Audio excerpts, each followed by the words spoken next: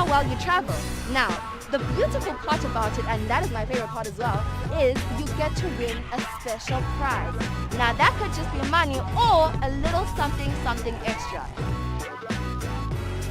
As for me and my team, Nidanibona every week from here, just as long as you tune in and now wanna start Dingdong Balege.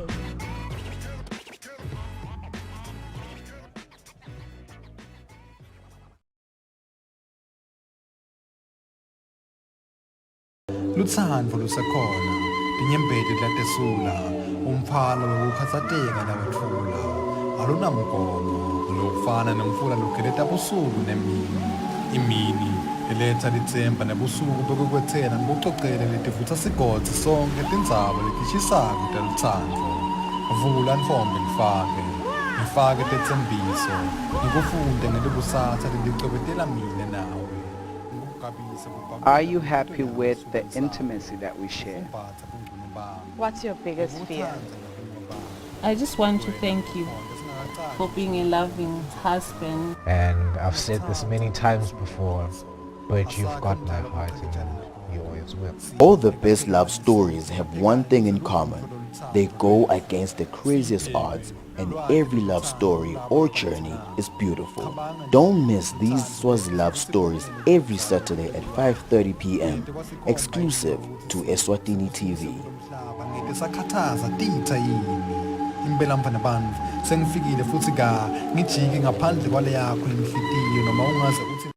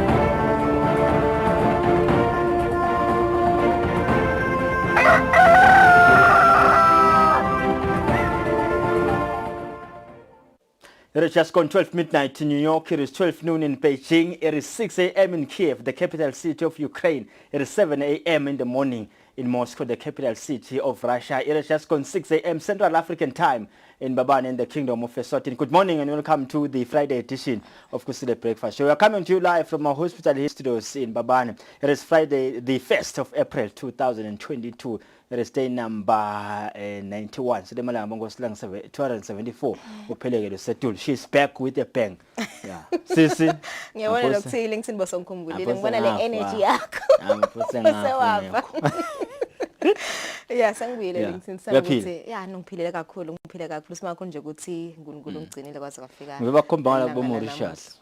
Yeah, bengibheke ngakhona LinkedIn. Yeah.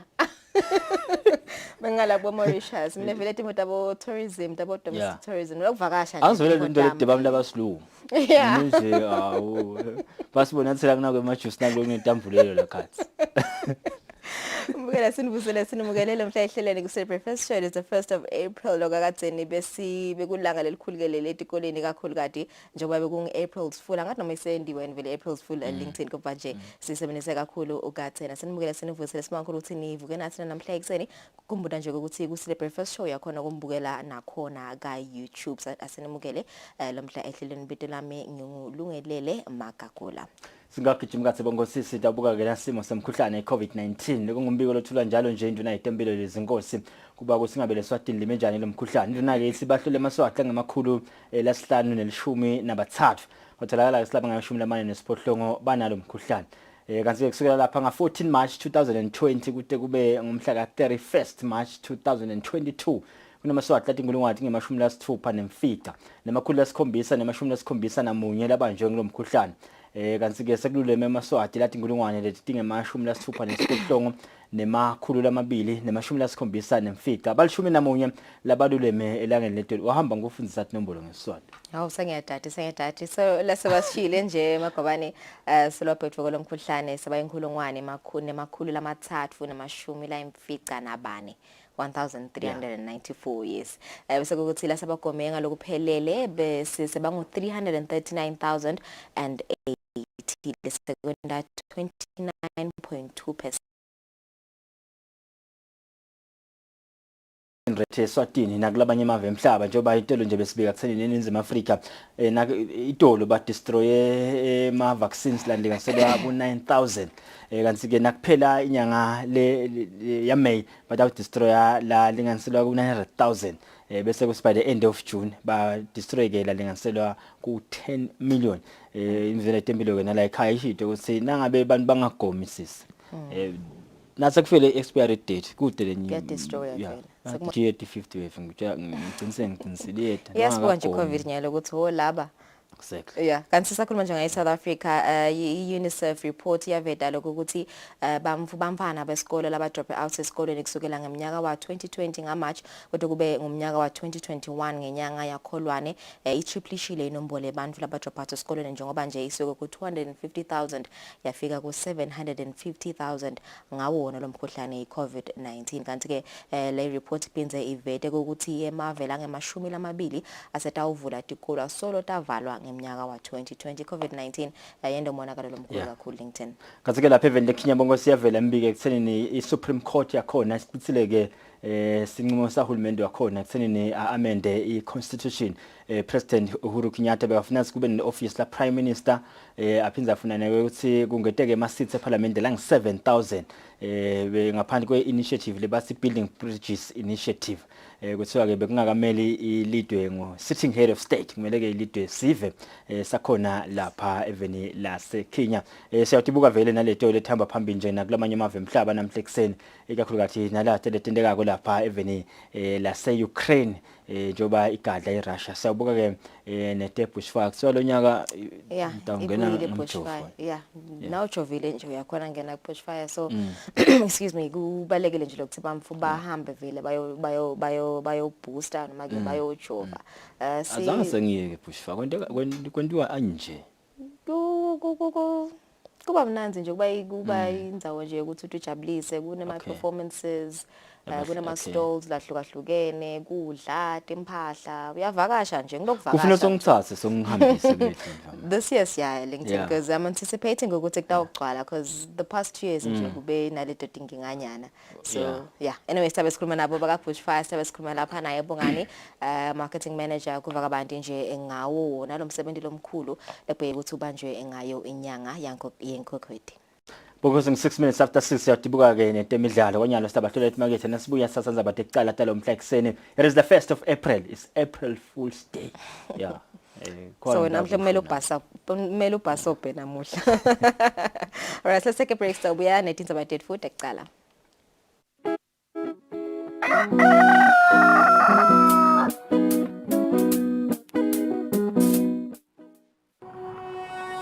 When you choose your adventures, you do so with an open heart and a desire for the unexpected. You embark on journeys to discover new worlds full of wonder. You choose a path to awaken your senses, a world to make you look up and realize just how inspiring this life can be. Arrive and awaken your heart. Explore life in ways only thought possible in your dreams. Discover just how far you'll go to expand your understanding of life's greatest mysteries. There's just one place on this planet with so much to offer. Now is the time for you to have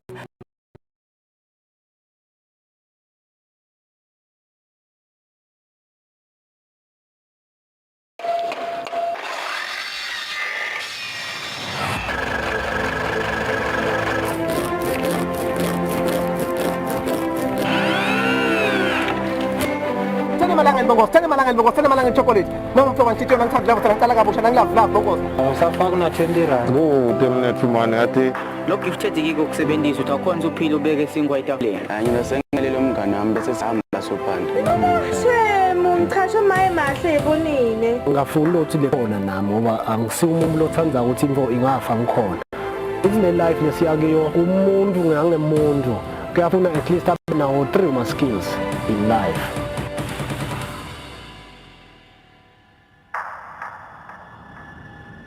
Mina ngibonga kakhulu ngoba so ngacala ukusebenza lo msebenzi abadinga ngingumsupport labantu.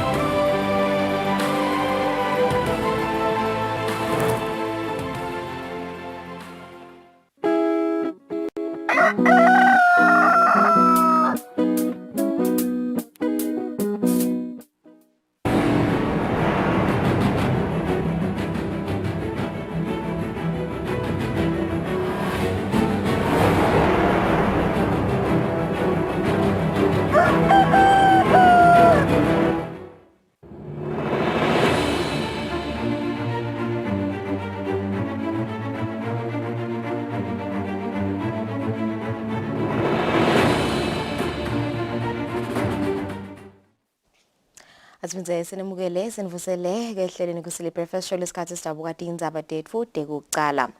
Uhulumende sewugcizelele ukuthi isibaya sitawuba indzawo letawuniketa bonke bantfu sigaba lesilinganako sekulalelwa. Lokhu kuvetwe nguNdunankulu Cleopas Dlamini lothi uhulumende utawumema netinhlangano tangephandle kutsi titawutibonela ukuthi kwendekani esibayeni. Uhulumende uke wamemetela ukuthi libandla lelenda emalungiselelo esibaya selikhona kanti liholwa nguNdunankulu. Umthethosisekelo welive uyaveta ukuthi sibaya ngomhlangano weminyaka weMaswati lapho ayokhulumisa khona tindzaba telive. Imibuto seyibe khona ngekuthi ingabe sibaya sitawuhamba njani. Umhlelo weliphephandzaba iTimes of Eswatini Martin Dlamini sewubute Ndunankulu Cleopas Dlamini ukuthi siciniseko singakanani ukuthi bantfu batawukhuluma ngokukhululeka esibayeni. Kepha ke solo tiyabuya tikhalo esiveni inkosi ukuthi le platform yasesibaya bakhala ukuthi ngete badaloka ngalokukhululeka leyo bakudayela i-assurance inkosi lapho kuleso sivi sikhala ngalohlobo ithini ikakhulu ngoba nayitolo bakhala ukuthi kuningi lokhonyiwe lesibayeni labakhala kutsakendeke. Ndunankulu uthi bantfu batawukhululeka. Lokuthi ke sibaya siku constitution but kuhle kungendeke angathi noma siva kahle in any meeting kuba khona nje into le kusukuma indlozi ikhuluma awu mina ngibona ukuthi vele asala kwenta nje akusiyo kusise resolution so utawusi lo muntu athi mina ngakhuluma ngathi kwesha akuyendekile ngakusho funa sibuke ukuthi sisho lokwa resolve wayini noma sisho lokwaphakanyiswa ngoba phela usingaphakanyiswa bese kuyobukwa ngemabali ngoba kusuke ukuthi inqumo nje okwasilelela nje singaphakamisa into letehlukene maybe singathina si resolve kwenta 2 so akusiko lokho kusho ukuthi leyo institution ine deficiency in doing that job. It just means it's not everything that is raised esibayeni that is done, but kuningi kakhulu into letasukuma esibayeni leta implementwa. Sibaya sibhekekile ukuthi sibe khona ukuthi madvodane njengoba nelibandla lelenda emalungiselelo selivele likhona esibayeni ngulapho eMaswati atawufike abe nelithuba lekuveta imicondvo yekwakha live libe nengcubekela phambili. Msabenti Eswatini TV kubika Themko Simavimbela ezulwini. Kanti ngalokunye Ndunankulu uthi inyuvesi yaseSwatini UNESCO seyilungele ukuthi ingafundzisa bodokotela. Ndunankulu uthi lokhu kungendeka nasemnyakeni lotako kanti le nyuvesi ibambisene nenyuvesi yasePitoli kuloku. Ndunankulu uvotela ngesikhathi yahlangene nebahleli betindzaba ehotela lesibane. Ndunankulu Cleopas Dlamini bekahlangene nebahleli betindzaba balapha eveni ngalesine lapho bekubukwa khona tindzaba letahlukene letitsinza uhulumende nelive. Munye umbuto ulovele kulomhlangano ngilobuye kumhlelo weliphephandzaba i-Independent News Mfana Sibili Sihlongonyane. Lo mhleli ubute ukuthi kwentekani ngendzaba yokukhicitwa kwabodokotela e-Eswatini Christian Medical University. Indzaba se-Christian University ukuthi nayifika eveni ngesikhathi ifika eveni belithenjisiwe ukuthi lalisita live ngendzaba ukuthi kube nabodokotela lasebatrainwe lapha kule university. So uhulumende bekathenjiswe ukuthi kusukela nga-2019 bayaqala abodokotela bayakhona kutrain. But ulama prospectus laphumile for 2021 2022 solo kude ukuthi uhulumende solo kude ukuthi i-Christian University iyabatrain abodokotela. Ndvunankhulu uthi kukhona lokusalungiswa kodwa nenyuvesi yaseswatini i-UNESWA seyitawubakhicita bodokotela masinyane. Initially kwaqala kwaba ne-problem yabo accreditation. Siyathi phela ukuthi nawakha i-university awumane nje ukuthi soyakhile premises uqashe bothishela bese uthi namhla se-university. Kufuna sibuke ukuthi letfundo letfundisako kukhona indaba kusekelako nawungavula nje School of Engineering la noma ngaba nayo yonke le equipment kufuna sibuke sile curriculum yakho ukhona into i-underwriter ukuthi cha sidambhasoba for a while sibuke ukuthi lele kakufundisako vele standard sako siyalingana yini ukuthi selabantu abaphuma lapha sekungaba bodokotela. Just this week on Monday besine University of Eswatini i-University yaseswatini isevele itawuvula i-medical university almost as soon as next year first year bangabe bacala yona ke in collaboration ne-University of Pretoria. Kwamanje bodokotela baqeqeshwa kulamanye emave kanzi labanye babo babhadalelwa nanguhulumende imali letishisiwe bese babuya batawusebentela live. Ndizabente Eswatini TV kubika Mkosi Mavimbela ezulwini. Hulumende uthi sebaningi abantu lababoshiwe labathintekako ekushisweni kwempahla yalabanye. Ndvunankhulu Cleopas Dlamini uthi kukhona nokukhulumisana lokugcubekako emkhathini welive leSwatini nelive labomakhelwane eNingizimu Afrika ngendzaba yabantu lababhebhetela ludlame eSwatini kodwa babe bahleti ngale kubomakhelwane. Kusukela eminyakeni lophelile live leSwatini libone kushiswa kwempahla yebantu lokungazange sekubonwe lapha eveni. Kwavela eParliament ukuthi impahla leyalimala kulomsindvo lobo ukhona eveni eminyakeni lophelile wabita imali lengetulu kwa 800 million wemalangeni. Ndvunankhulu Cleopas Dlamini sewutshele bahleli betindzaba ukuthi kukhona lesebaboshiwe ngaloku. I can tell you there have been many arrests. Baningi lababoshiwe. Much more than we know. Babamba njani bangabalele ama incidents lo washisa lapha uboshiwe lo wenda lo uboshiwe baningi futhi laba at large ukhanze ukuthi kulaba lababoshiwe nababanjiwe bayasho usolo lo myube siyabaleka ungale kubomakhelwane ukhanze ukuthi incelo operative lo la on the ground akade nekwadi ukuthi abethunywe ngibani kufike i-third party la kuye. Ndvunankhulu uthi bayayisebenta nendzaba yalabo lababhebhetela umsindvo eveni labahleti kulamanye siyendile kakhulu nje including le ndiwe litiko la foreign affairs le ndiwe nangemaphoyisa yekwetama ngathi eningini labo kukhunyana except uma ngavele ko establish ke conclusively ukuthi lo nalo bala ku violence kulaba nje laba political labente ama statement ba mobilize bendeni lokunye kwalethi bathshoko akusilo licala ngale ngase South Africa laba bakusho khona but ke laba be violence we are hoping ukuthi sitayithola the collaboration but besisangakayitholi if I can say that. Ndizabeni Eswatini TV kubika Mkosi Mavimbela ezulwini.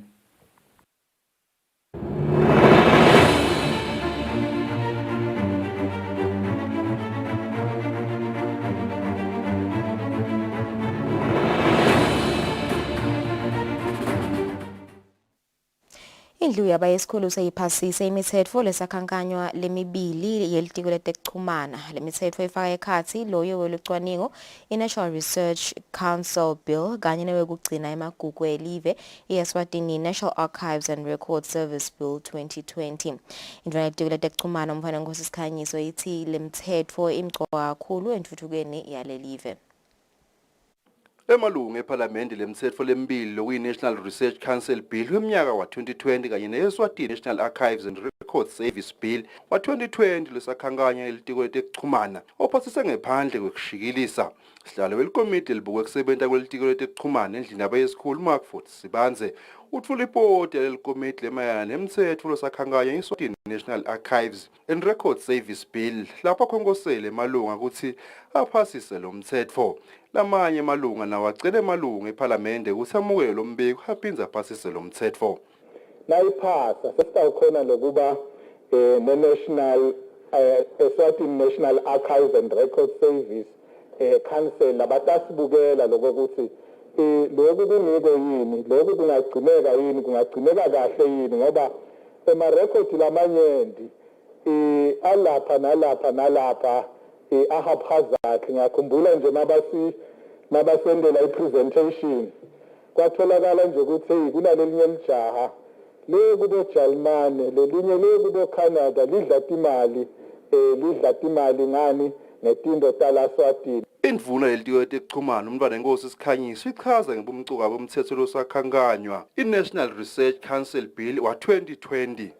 This bill is very important for us to pass in that it gives us the impetus to create a National Research Council that will give us a national agenda based on our science, technology, and innovation policy. That goes to say that when it comes to funding, the key decision when it comes to innovation is funding. We need to ensure that our funds for research are sustainable, whether they are from government or the private sector or a collaboration. Njengaloku lemithetho lesakhankanya seyiphasile endlini yabayesikhulu sekubheka ukuthi saliyokhulunyiswa timbunga etindzabeni te-Eswatini TV kubika Fortune Dlangamandla nginamuzi Mkhonta sePhalamende.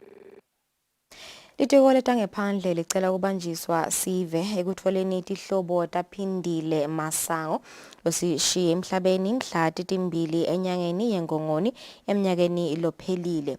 Umufi ushonele esibhedlela e-Albert Luthuli Central Hospital eKwaZulu Natal eveni laseNingizimu Afrika.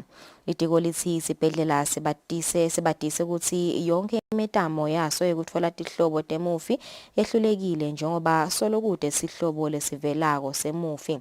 Litiko liyakhongosela etihlobeni temufi ukuthi tivele njengoba kungaphela emalanga lasikhombisa laphela mhla ka-4 April solokude lovelako sibhedlela sitawuchubeka ukuthi simfihle ngendlela lekufihlwa ngayo bantfu labanganabani kanti tindleko temgcwabo titawubhadalwa nguhulumende welive laseNingizimu Afrika. Laba matiko umufi bangashayela lona litiko ku-2404 2661.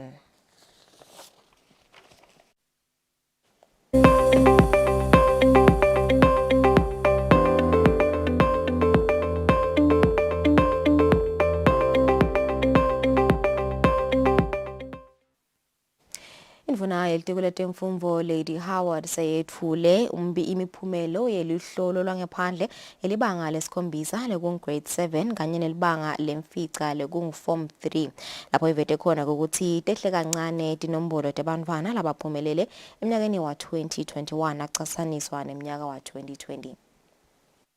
Indvuna yelitiko letemfundvo Lady Howard seyetfulile imiphumela elibanga laka-grade 7 kanye na-form 3. Yemnyaka wa 2021 ikhombisa kwehla kancane nayicatsaniswa neyemnyaka wa 2020. Bafundzi labangenelela uhlolo lwelibanga lesikhombisa babengu 32,975 kulomnyaka wa 2021 kanzi bebangu 27,386 emnyakeni wa 2020. Inombolo yebafundzi labangenelela uhlolo lwa 2021 ikhule nga 5,589 lokungu 20.4% nayiqathaniswa nale yeminyaka wa 2020. Bafunzi labaphumelele kulolu hlolo lwa 2021 babengu 30,968. Lizinga lekuphasa libengu 93.91%, lokukhombisa kwehla nga 0.11% nalicathaniswa neminyaka wanga 2020 lowaba nelizinga lekuphasa lelingu 94.02%. Babengu 2007 bafunzi labangakaphumeleli kulolu hlolo lwa 2021 kanzi babengu 1638 nga 2020. Tibengu 639 tikolwa letingenele luhlolo lwalelibanga nga 2021. Tikolwa letibe nebafunzi labaphase bonke tibengu 246. Indvuna ibese yetfula imiphumela yelibanga lemfica. Bafunzi labangenele luhlolo lwelibanga lwemfica babengu 23,380 kulomnyaka wa 2021 kanzi bebangu 15,585 eminyakeni wa 2020. Inombolo yebafunzi ikhule nga 4,795 lokungu 25.8% nayiqathaniswa nalele minyaka wa 2020. Bafunzi labaphumelele kulo luhlolo lwa 2021 babengu 19,665. Lizinga lekuphasa libengu 84.11%. Lokukhombisa kwehla nga 0.38% nalicathaniswa neminyaka wanga 2020 lowaba lelizinga lekuphasa lelingu 84.49%. Babengu 3,715 bafunzi labangakaphumeleli kulolu hlolo lwa 2021 kanzi babengu 2,883 nga 2020. Indvuna ibonga kakhulu bothishela kanye nebantfwana ngekubambisana kusafundwa njengoba live belibhekane netimo letahlukene kufaka ekhatsi umkhuhlane i-COVID-19, umsindvo lobekhona yeveni kanye nekuthi bafundzi bebacala kufundza ngetebuchwephesha. Tindzabeni Eswatini TV kubika Nelisiwendla ngamandla kunambongwa Dube Yembabane. Sifundza sakamanzini ngiso lesihambe embili ngebantfwana labaphumelele luhlolo lwangephandle belibanga lesikhombisa kanye nelemfica eminyakeni wa 2021. Azilokhu kumenyetelwe indvuna yelitiko letemfundvo Lady Howard. Kuphumelela ke ngetigotsi. Manzini uthole 86.41%, kwathi Hoho wathola 85.83%, Lubombo lona luthole 84.08%, kwathi ke Ishiselweni yona yathola 83%. Bafunzi labahlabene babengu 29 bonke bathole lo 97%. Bonke babengu lo number 1. Tikolwa tiyavulwa evikini lelitako ngalesibili mhla tisihlanu enyangeni letako lokumenyetelwe indvuna yelitiko letemfundvo Lady Howard. Kuvulwa kwetikolwa kweminyaka wa 2022. Sicela kuthatha lelithuba sikhumbute bothishela nhloko batali nabothishela kutsi tikolwa tiyavulwa ngelesibili ting5 enyangeni ya April kulomnyaka lesikuwo wa 2022. Lokhu kulandzela kutsi umnyaka wa 2021 ugabanqele etikweminyaka wa 2022. Litiko ke liyati kutsi kuvula kwetikolo njalo nje nakuqala umnyaka kulukhuni kakhulu uyaphitsitela nje kakhulu ikakhulu mawutawukhuluma grade 1 form 1.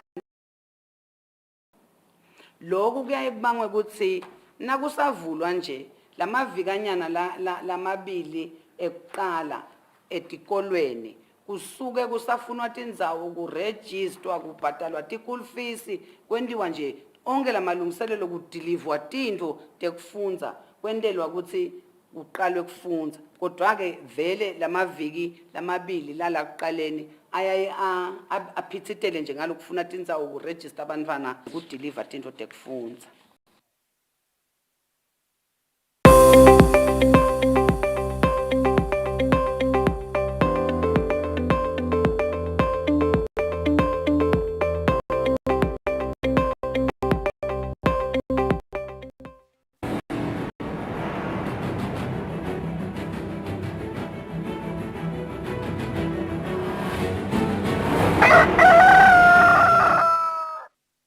Sinemukele tindzabeni temidlalo. Indvuna yetemidlalo Harris Bulunga seyikhotsata emabandla lamane etemidlalo lekulibandla lelibuke bomake kutemidlalo i-Women's Sports Commission, libandla lelibuke baceceshi betemidlalo i-National Coaches Commission, libandla lelibuke imidlalo yebantfu labakhubatekile, i-National Paralympics Committee kanye nelibandla lelibuke imidlalo Games Committee kutsi basebente ngekutikhandla bahambise imbili indzaba yekutfutfukisa temidlalo lapha eveni kute kutsi live ligcine liwufezile umgomo wekuba netemidlalo letitogcina titimele. Indvuna beyikhuluma nayihlangene nemakomiti lamane eSibane Hotel eZulwini. Emabandla lamane labuke temidlalo lapha eveni lokulibandla lelibuke bomake temidlalo i-Women's Sports Commission, libandla lelibuke imidlalo ebantfu labakhubatekile i-National Paralympics Commission, libandla lelibuke baceceshi lapha eveni National Coaches Commission kanye nelibandla lelibuke imidlalo eveni National Games Commission abamba umhlangano nendvuna yetemidlalo lapho khona bekuthula kusebenta kwayo kusukela asukunyiswa kuleli. Akhuluma nalamabandla indvuna yetemidlalo Harris Bulunga ukhotsata lamabandla kutsi asebente ngetemidlalo tigcine tikhonile kutimela eveni. I now wish to assure you that our ministry through the Eswatini Sports and Recreational Council will continue to prioritize the smooth operations of the commissions, and as such we will continue to set aside a budget to support your work. Bosihlalo balamabandla lamane bachazile kusebenta kwabo kutsi kuhamba njani nalokuthi babhekane netiphi tingcinapha. After the update, at least siyabona ukuthi le ndlela yethu ibheka ngakuphi. Besolo sikhulumisana sodvana kancane sengaphumi kahle kubamfu ngoba bengeke sikhone ukuya ngaphandle kweliplan nakhona. Also getting the blessing of the minister helps us to expand further. Encouraging associations and working together as best reporter ukuthi bakhona ukuthi bebasebenze bo coach ba develop ama athletes participate kube nale pathway ukuthi sisebenzela kuya kuphi. Nyaka kujela kuma Commonwealth Games nesine quota through the calculator there are 12 ama athletes. That says we've been consistently sending ama athletes to the Commonwealth Games. Mangabe kufika la kubomake ukhanza lokho ukuthi kulama resources noma kube kuleti imali letikhona ukhanza lokho ukuthi vele asisikele bangefana ikakhulu nje focus ema sports associations vele isaba kubo babi kukhona ke lokwentekile ukuthi nabomake sebayatfola lapha nalapha kepha nje ukhanza ukuthi vele sithola lokusele ethini because batawutfola good training lephosifanane ligcine lelive selinayo ngathi iphilosophy noma indlela yokukhocha cishe nasibona umdlali liathlete sitawukhona kulibona sonke nasifika kulowo muntu lo sibona cha ukhethe kahle vele. Lamabandla tawuhambisa umbiko walo kulo komiti letemidlalo ukuthi ekusebenteni kwabo babhekane natiphi tinkinga nalokuthi tawugcina tiphendvulekile yini tinkinga tato. Lobikela umsakato Eswatini TV temidlalo ngilinda Dlamini kanti umbiko uhlanganise uFabrice Msonera imbabane. Ngaleto temidlalo siyatephetsa tindzaba tetfu tekucala sibahlele timakethe sitabe sichubeke nehlelo.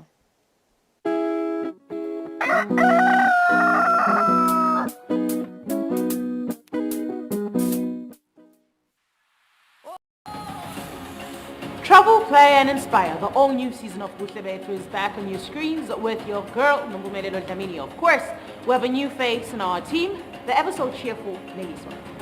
That's right, Bhumi. This new face is ready for fun and adventure in the beautiful kingdom of Eswatini. I'm so excited to be part of this show in this season. We are the squad that is ready to travel and explore safely in this new normal, the COVID-19 era. That's right. Don't forget to post your pictures on your social media pages and tag us. Who knows, we might just join you on your next trip. Join us and be part of the Buhle squad as we travel, play and inspire every Saturday exclusive to Eswatini TV.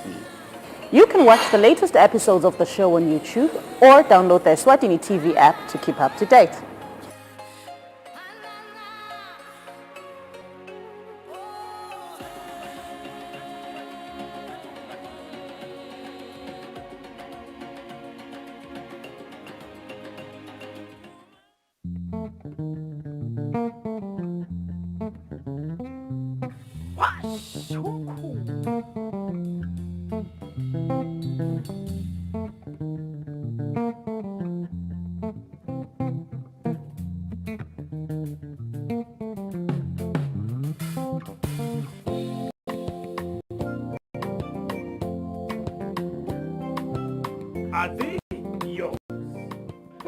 Ungabukela ke washa umkhukhu every Sunday at 3 p.m.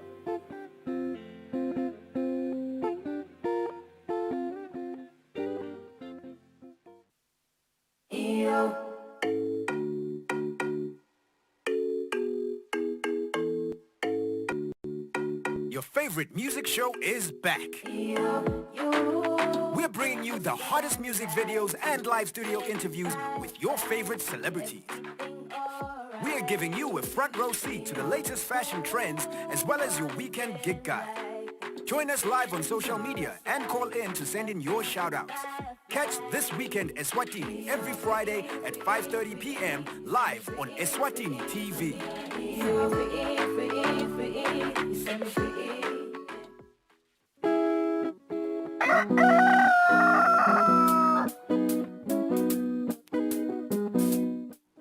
Well, siphuma kanjalo ke indzabeni kucala talo mhla ekseni sekwemukela natsanza kulela umsakado wakho beke umsakado ethithombe Eswatini TV sehleleni kusile breakfast show lomhla ekseni ngalesihlanu siyafuna ke kubuka kusikwendekani kulamanye emave emhlaba elangeni la lomuhla njengoba lapha enjeveni lase Ukraine kusuka ke lembe lechubekako njengoba igadla eRussia ayikabangi nje kuphela the most tragic humanitarian besende nesimo semnotho lanaso santengantenga njoba kuthiwa ke kwetawudula kudla njoba sekucalile vele kuyadula kudla emaveni lamaningi lenzaba tabo oil nanato lokwenda kusipetrol embe eqolo asesitholeke nangombiko ngaso simo nje semnotho ngenzaba yalembi lechubekako lapha eveni leUkraine.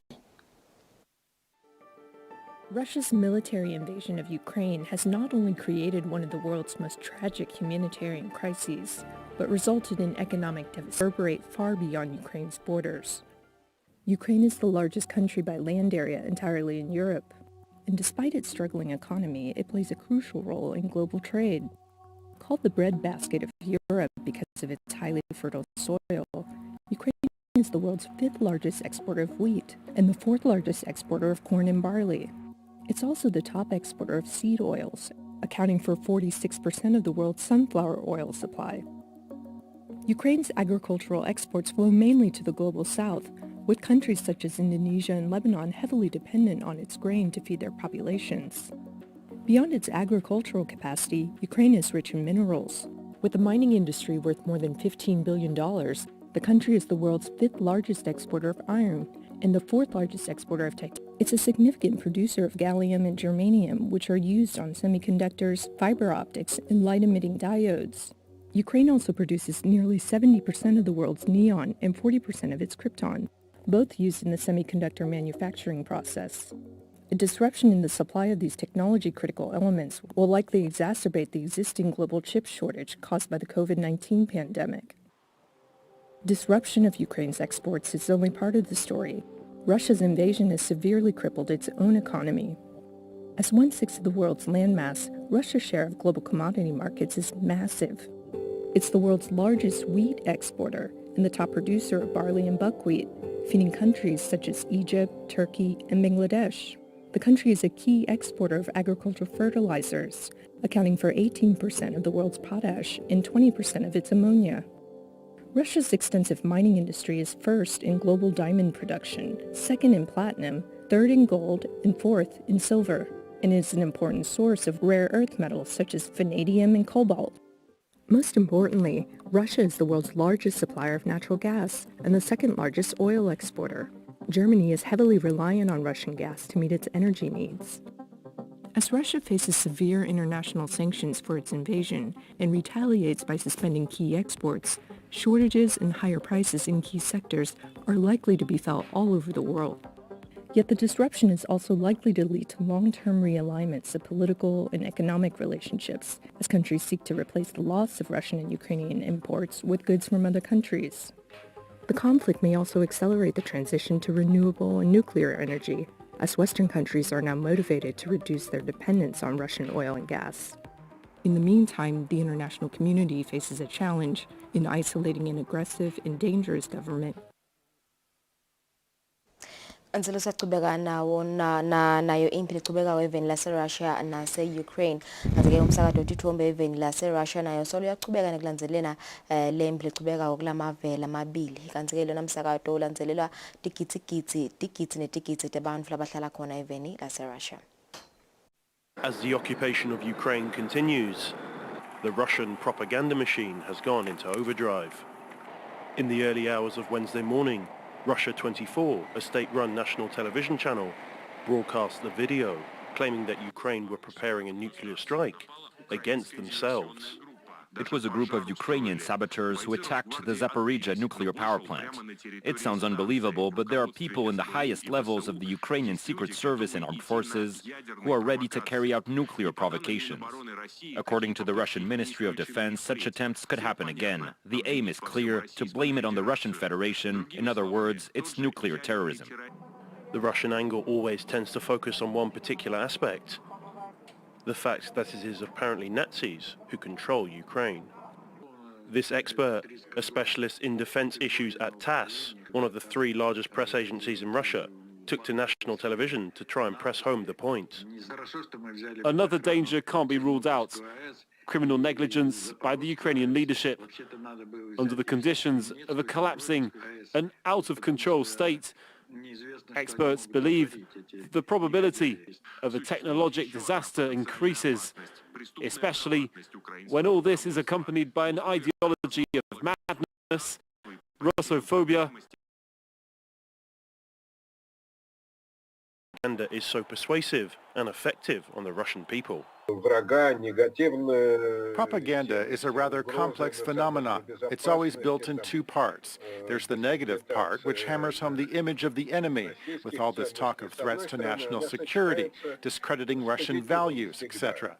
And then there's always the discourse of the enemy, which is the most important part of the propaganda.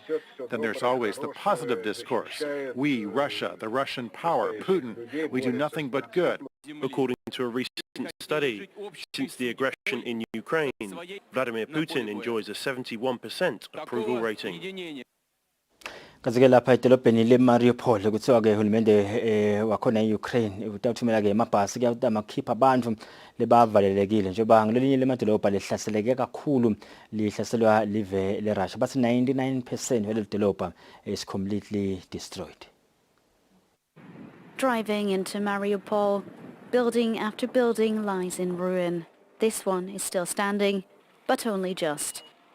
Outside, residents have been queuing for water.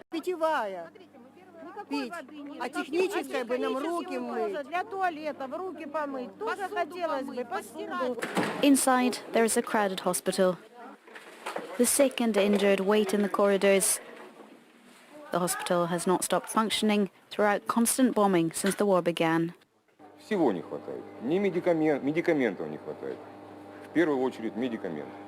Такого не было видно ни в Югославии, ни в Израиле, ни в Африке.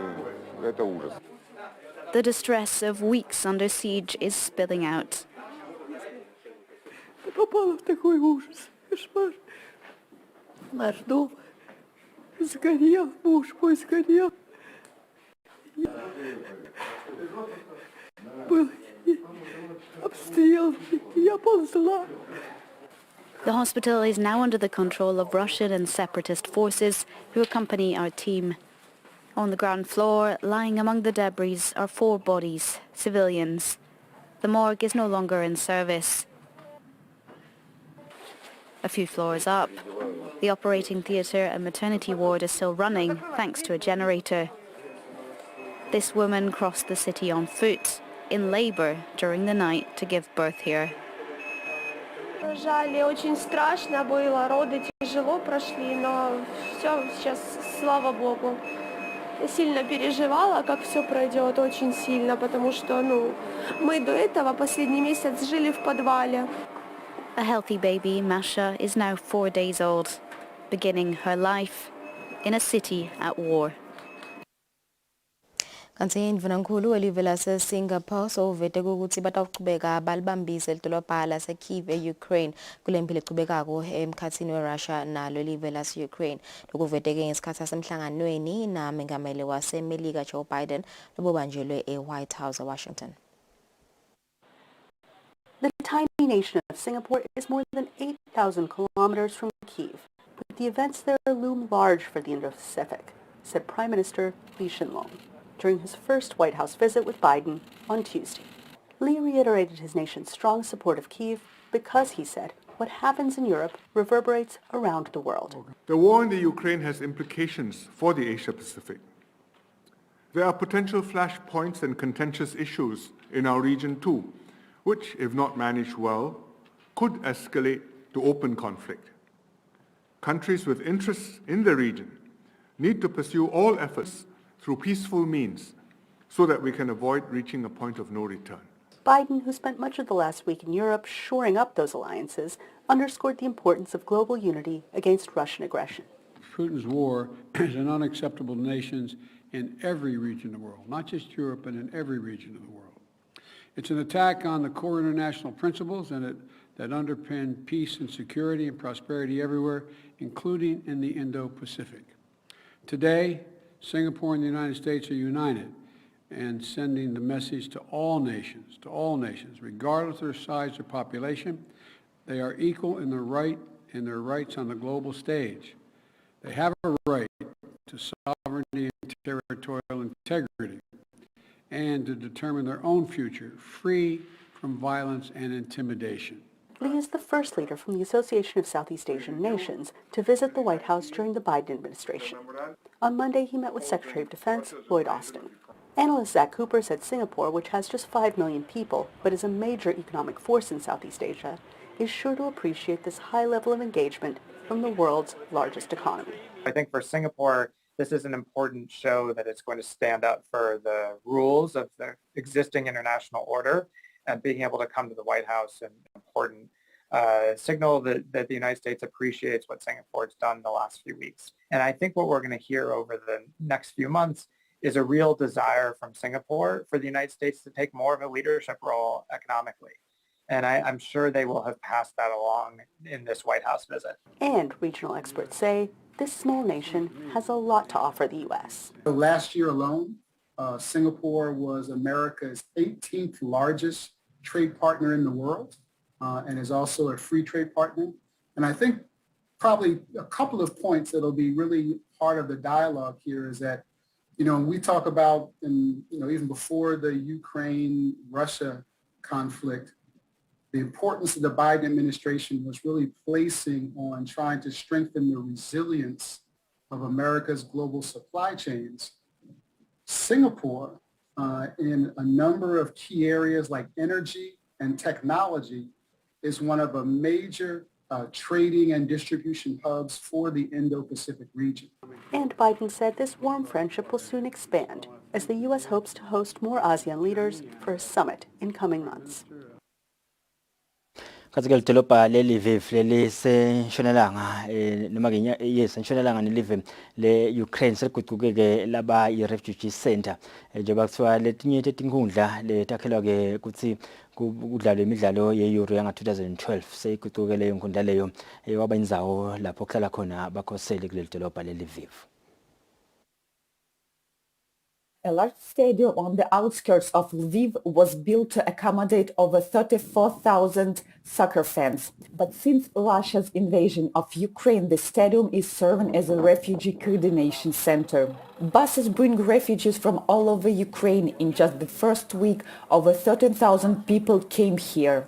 The life of every Ukrainian changed after February 24th. Olga Manko is the director of the Arena Lviv Stadium. Before the invasion, her job was to organize large-scale sporting events and concerts.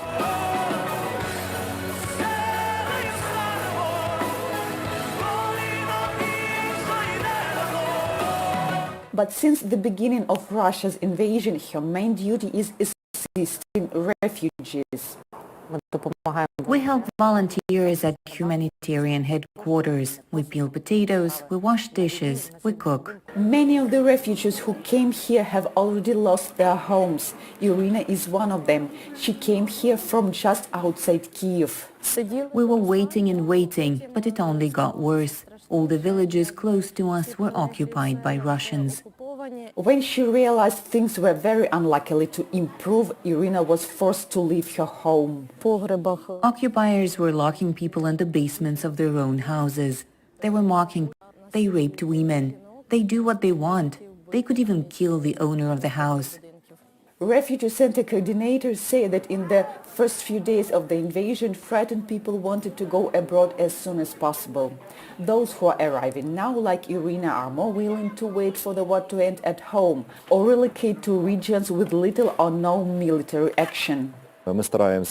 We tried to accommodate people within the municipal infrastructure and territorial communities. I mean, those who plan to remain in Ukraine. The refugee reception center is half empty now, but volunteers operate on the assumption that invasion will go on, and additional beds are already being set up at the stadium. In case humanitarian corridors are open from Mariupol, Chernihiv, Sumy or Kharkiv, more people would go to Lviv. And then, of course, this hall would be crowded. Kanti ke nasemelika mengameli Joe Biden socela isishayamthetho ukuthi iphasise isicelo sakhe sokuthi kungedwe itigidzi $10 asemelika ekulweni nemkhuhlane COVID-19. Americans may think they're done with the pandemic, President Joe Biden said as he rolled up his sleeve Wednesday for his second booster shot. It didn't hurt a bit.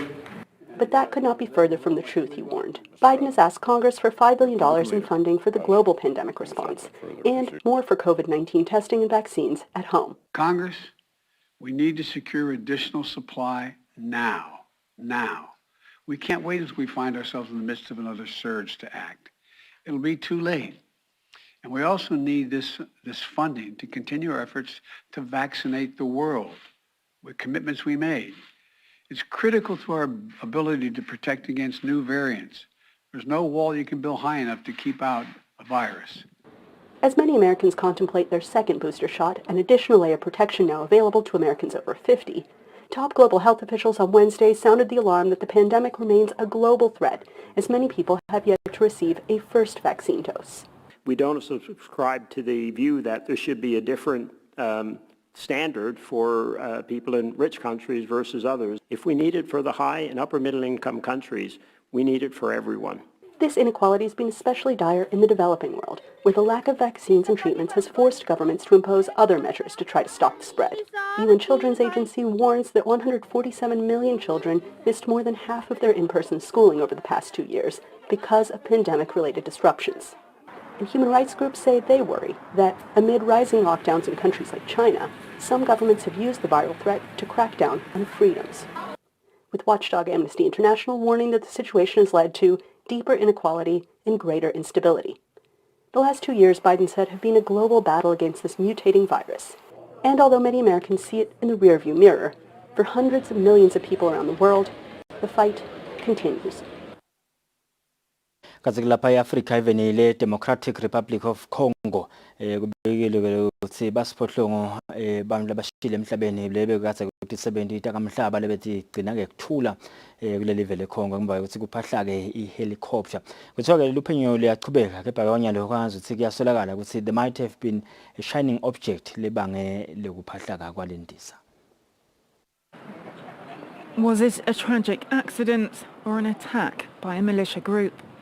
The circumstances that led to the crash of a UN helicopter in the east of DR Congo on Tuesday are still unclear.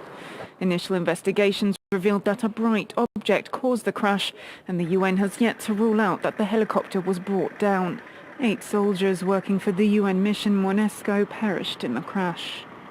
We confirm the death of 8 soldiers who were on board the helicopter which disappeared and crashed yesterday. The bodies were found and brought back to Goma. We offer our condolences to the government and the families of the 6 peacekeepers from Pakistan, 2 from Russia and Serbia. It was during a reconnaissance mission in the Chanzu area above North Kivu that Monesco lost contact with the helicopter. This region has seen fierce fighting between the Congolese army and M23 rebels. The militia had been defeated almost a decade ago, but has had a resurgence in recent months. North Kivu forces were quick to accuse the group, but M23 says it was not responsible, while the UN has yet to assign blame for the crash. We've already started the investigation. There will be several levels. There will be a preliminary inquiry to understand what happened during the crash, a more in-depth look at avian security, and there will also be an investigation to determine why this happened. Kinshasa alleges that the M23 rebel group is supported by Rwanda, an accusation Kigali denies, saying it has nothing to do with the crash or the militia. Kanti kusho kwenhlangano kamhlaba United Nations bantfu ulase balahlekelwe noma ke labashiya tindlu tabo noma imiti yabo ngempilo echubekako esifundeni sase-Tigray Haven lase-Ethiopia sebayafika ku-2 million kusukela ngenyanga yeLweti emnyakeni wa 2020. Eritrean refugee Juma Ali Muhammad had been living peacefully in Ethiopia for 15 years. But in early February, fighting between Ethiopian Federal Forces, their allies, and Tigrayan forces spread to Afar, sending Juma and her family fleeing for safety. In the confusion, she was separated from her husband and 2 of their children. She and 3 other children are now living at this former salt deposit. During the escape, my husband and our other kids took a different way. Now we are struggling here, and we have needs. The UN's refugee agency, UNHCR, says thousands of refugees like Juma were displaced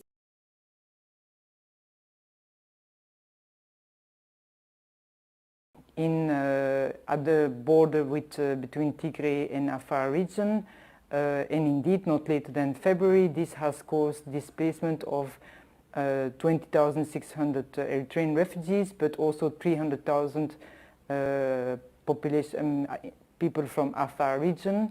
So we remain very concerned. 50-year-old Saleh Ali Muhammad and a few relatives fled the town of Abala with only the...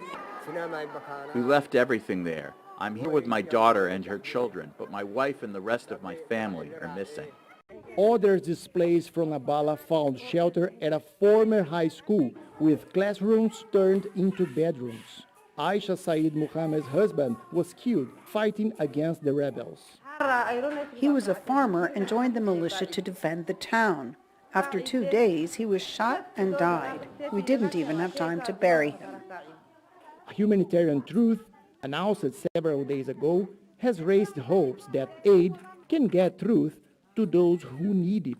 Despite the truth, more fighting has been reported in the Afar region this week.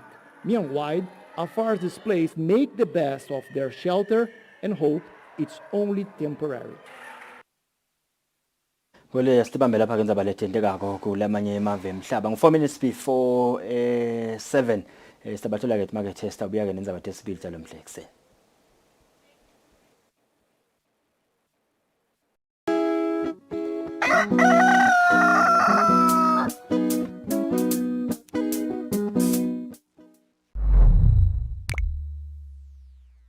Your taxes are changing lives. Without your taxes, Noktula would need over 9,000 emalangeni to plant 2 hectares of land with maize. But thanks to your taxes, Noktula and thousands of farmers across the country can now access subsidized farm inputs at less than half the commercial rate.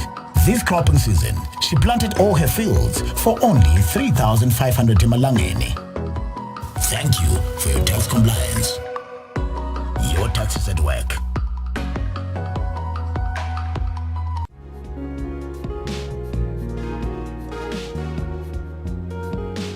Ngesimphathi ngesuphathamisa usebenza mngani. Ngicela kumane ngihambe ngosuku. Ngiyajabula khumana. Inkampani yasebenza kuletha betempilo batofundzisa. Siyatinakekela tisebenza. Kusoka kumqoka ngoba kunciphisa amathuba ekuthola iHIV kanye nekuhlandeka nje kubalula. Ngithathe nesinqumo singiyawusoka mphathi. Uze ngitivukele kumdlavuza wendlu. Ngiphinde ngivikele umkami kumdlavuza wemlomo wesibeletho. ngicela kuyawusoka kusasa. Ngeke kwalunga kusasa Khumalo. Hamba ngalesihlanu njengoba ubona umsebenzi umningi kangaka. Ngiyabonga mphathi. Shothi ngalesihlanu ngiyavele ngivukele ngiconze khona esibhedlela. Ngeke ngide ngala emsebenzini. Conza esibhedlela Khumalo. Ukhuthathe nalabanye phela abalingani bakho ukuthi nabo bahambe bayosoka. Inkapani etanisekela. Lo mlayeto ulethelwa litiko letempilo. Kuva kabanti shayela 2030. Ngingumake lothethwe ngubabe lophila ne-HIV. Akusihluphi kancane. Luthando lwethu lwengatonke timo. Nyalo nje ngisemtholampilo. Ngitola nzasiya samakoti kanye nemaphilisi ami ePrep. Phela ayasida ngekuhlisa emathuba ekuthi ngingatholi iHIV nasijabulisana nababe wakami. Sengitondlula lapha ethendeni lekujovela iCovid-19. Ngithathe ibooster yami. Netinkonzo tephasika ditongikhanza sengilungele. Maswati lamahle. Litiko letempilo liyakukhutsata kunatha kahle ema-ARVs kanye nekujovela iCovid-19. Ikakhulu lokusilungiselela tinkonzo tephasika. Lo mlayeto niulethelwe litiko letempilo ngeluhlelo le-FCI. You choose your adventures. You do so with an open heart and a desire for the unexpected. You embark on journeys to discover new worlds full of wonder. You choose a path to awaken your senses, a world to make you look up and realize just how inspiring this life can be. Arrive and awaken your heart. Explore life in ways only thought possible in your dreams. Discover just how far you'll go to expand your understanding of life's greatest mysteries. There's just one place on this planet with so much to offer. Now is the time for you to have the royal experience in the kingdom.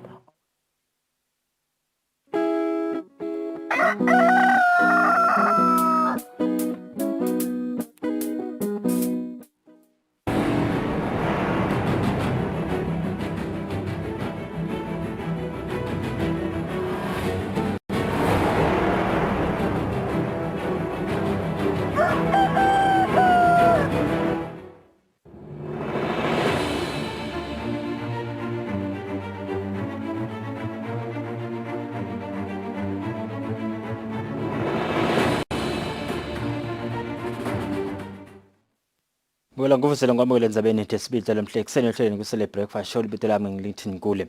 Kanti ke uhulumende sewugcizelele ukuthi sibaya sitawuba indzawo letawuniketa ke bonke bantfu sigaba lesilinganako sekulalelwa. Lokuvakele ngamhlonishwa Ndunankulu emhlanganweni nebahleli betindzaba labachaze khona ukuthi uhulumende utawumemani tinhlangano tangaphandle ukuthi titawubuka ukuthi uchube kanjani lo msebenzi wesibaya. Umthetho-sisekelo welive uyaveta ukuthi sibaya ngumhlangano weminyaka wemaswati lapho ayokhulumisa khona tindzaba telive. Imibuto seyibe khona ngekuthi ingabe sibaya sitawuhamba njani. Umhlelo weliphephandzaba i-Times of Eswatini Martin Dlamini sewubute Ndunankulu Cleopas Dlamini ukuthi siciniseko singakanani ukuthi bantfu batawukhuluma ngokukhululeka esibayeni. Kepha ke solo tiyabuya tikhalo the platform yasesibaya bakhala ukuthi ngete badaloka ngalokukhululeka leyo bakudayela i-assurance ngosi lapho kuleso sivile sikhala ngalohlobo ithini ikakhulu ngoba nayitolo bakhala ukuthi kuningi lokhonyiwe lesibayeni labakhala kutsakendeka. Ndunankulu uthi bantfu batawukhululeka. Lokuthi ke sibaya siku constitution but kuhle kungendeke angathi noma siva kahle in any meeting kuba khona nje into kusukuma indlozi ikhuluma awu mina ngibona ukuthi vele asala kwenta nje akusiyo kusise resolution. So utawusilo muntu athi mina ngakhuluma ngathi kwesa akuyendeki lena ngakusho. Funa sikubuke ukuthi sisho lokwa resolve ayini noma sisho lokwaphakanyiswa ngoba phela usingaphakanyiswa bese kuyobukwa ngemabali ngoba kusuke kusuke ukuthi inqumo nje okwasihlelana la nje singaphakamisa into lethu ehlukene maybe singagcina siresolve kwenta 2 so akusiko lokho kusho ukuthi leyo institution ine deficiency in doing that job. It just means it's not everything that is raised esibayeni that is done, but kuningi kakhulu into leta sukuma esibayeni leta implementwa.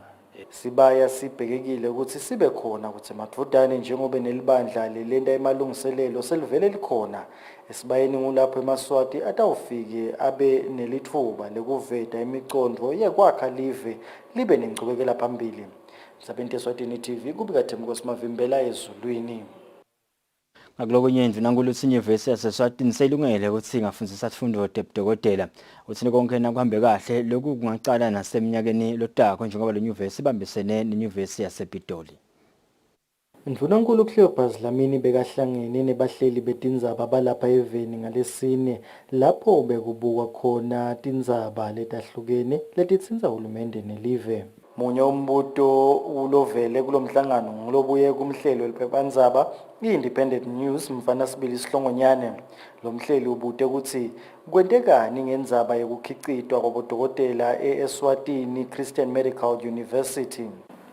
Indzaba se-Christian University ukuthi nayifika eveni ngesikhathi ifika eveni salive belithenjisiwe ukuthi masinyane nje ukuthi lalisita live ngendzaba ukuthi kube nabodokotela lasebatrainwa lapha kule university. So uhulumende bekathenjiswe ukuthi kusukela nga-2019 bayaqala abodokotela bayakhona kutrain. But kulama prospectus laphumile for 2021-2022 solo kude ukuthi uhulumende solo kude ukuthi i-Christian University iyabatraina bodokotela. Mvunankulu uthi kukhona lokusalungiswa kodwa nenyuvesi yaseSwatini i-UNESCO seyitawubakhicita bodokotela masinyane. Initially waqala kwaba ne-problem yabo accreditation seyathi phela ukuthi nawakha i-university awumane nje ukuthi soyakhile premises uqashe bothishela bese uthi namhla se-university kufuna sibuke ukuthi lezifundo lezifundisako kukhona indaba kusekelako nawungavula nje School of Engineering la noma ngaba nayo yonke le equipment kufuna sibuke sile curriculum yakho ukhona into underwriter ukuthi cha sidambhasoba for a while sibuke ukuthi lele kakufundisako vele standard sako siyalingana yini ukuthi selabantu abaphuma lapha sekungaba bodokotela. Just this week on Monday besine University of Eswatini i-University yaseSwatini isevele itawuvula i-medical university almost as soon as next year bo first year bangabaye bacala yona ke in collaboration ne-University of Pretoria. Kwamanje bodokotela baceceshwa kulamanye emave kanzi labanye babo babhadalelwa nanguhulumende imali letishisiwe bese babuya batawusebentela live. Sabente Eswatini TV kubika Themko Simavimbela ezulwini. Hulumende uthi sebaningi bantu lesebaboshiwe labatsinzekako kushisweni kwempahla yalabanye. Kanti-ke Mvunankulu uthi live leSwatini liyakhulumisana nelive leNingizimu Afrika ukuthi kutholakale labo lababhebhetela ludlame eSwatini babe bahlede eNingizimu Afrika. Kusukela eminyakeni lophelile live leSwatini libone kushiswa kwempahla yebantu lokungazange sekubonwe lapha eveni. Kwavela eParliament ukuthi impahla leyalimala kulomsindvo lobo ukhona eveni eminyakeni lophelile wabita imali lengetulu kwa 800 million wemalangeni. Mvunankulu Cleopas Dlamini sewutshele bahleli betindzaba ukuthi kukhona lesebaboshiwe ngaloku. I can tell you there have been many arrests. Baningi lababoshiwe much more than we know. Kusibaba bonke babamba njani bangabalele ama incidents lo washisa lapha uboshiwe lo wenda lo uboshiwe baningi futhi laba at large ukhanze ukuthi kulaba lababoshiwe nababanjiwe bayasho usolo lo myube uyabaleka ungale bomakhelwane ukhanze ukuthi inqelo operative lo la on the ground akade nekwadi ukuthi abethunywe ngibani kufike i third party labuye nonkulu uthi bayayisebenta nendzaba yalabo lababhebhetela umsindvo eveni labahleti kulamanye emave. Ikhona imitamo lesiyendile kakhulu nje, including le yendiwe litiko la foreign affairs, le yendiwe nangemaphoyisa yekwetama ngathi eningini labo kukhunyana except uma kungavele ku-establish conclusively ukuthi lo nalo bala ku-violence. Kulaba nje laba political labente ama-statement bamobilize benteni lokunye kwaletinule batshoko akusilo licala ngale ngase-South Africa laba bakusho khona. But-ke laba be-violence we are hoping ukuthi sitayitfola the collaboration, but besisangakayitholi, if I can say that. Ndzabeni Eswatini TV kubika Themkosi Mavimbela ezulwini.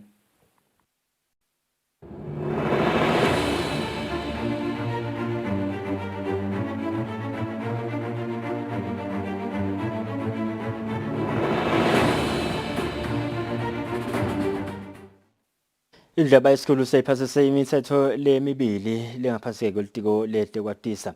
Lemthetho ifaka ikhathi loyo wekugcina emagugu elive kanye-ke nemthetho welucwaningo i-National Research. Emalungu ePhalamende lemthetho lemibili lokuyi-National Research Council Bill weminyaka wa-2020 kanye ne-Eswatini National Archives and Records Service Bill wa-2020 lesakhankanya elitiko letekuchumana ophasise ngephandle kwekushikilisa. Sihlalo welikomiti libukwe kusebenta kwelitiko letekuchumana endlini abayesikhulu Markford Sibanze utfula ipoti yalelikomiti lemayana nemtsetfo losakhankanya i-Eswatini National Archives and Records Service Bill lapho akhonkosele emalunga ukuthi aphasise lo mtsetfo.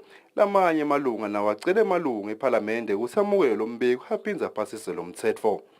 Nayiphasa sesitawukhona lokuba ne-National Eswatini National Archives and Records Service Council labatasibukela lokho ukuthi lokhu kungiko yini, lokhu kungagcineka yini, kungagcineka kahle yini ngoba emarekhodi lamanyenti alapha nalapha ahaphazard. Ngiyakhumbula nje nabasendela i-presentation kwatholakala nje ukuthi kunalelinye lijaha lekubo Jalimane lelinye lekubo Canada lidla timali ngani netindo talaswatini. Indvuna yelitiko letekuchumana umntwana enkosi Sikhanyiso ichaza ngebumcuka bomthetho losakhankanywa i-National Research Council Bill wa-2020. This bill is very important for us to pass in that it gives us the impetus to create a National Research Council that will give us a national agenda based on our science, technology, and innovation policy. That goes to say that when it comes to funding, the key decision when it comes to innovation is funding. We need to ensure that our funds for research are sustainable, whether they are from government or the private sector or a collaboration.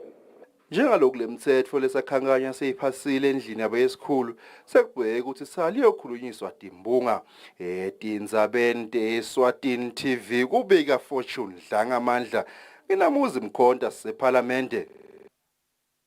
Kaze-ke litiko letangephandle nekudlelana nalabanye amave emhlaba licela-ke kubanjiswa ekutholeni tihlobo taphindile masango lishiye emhlabeni mhla 2 enyangeni yeNgongoni eminyakeni lophelile. Umufi ushonele esibhedlela i-Albert Luthuli Central Hospital eKwaZulu-Natal eNingizimu Afrika.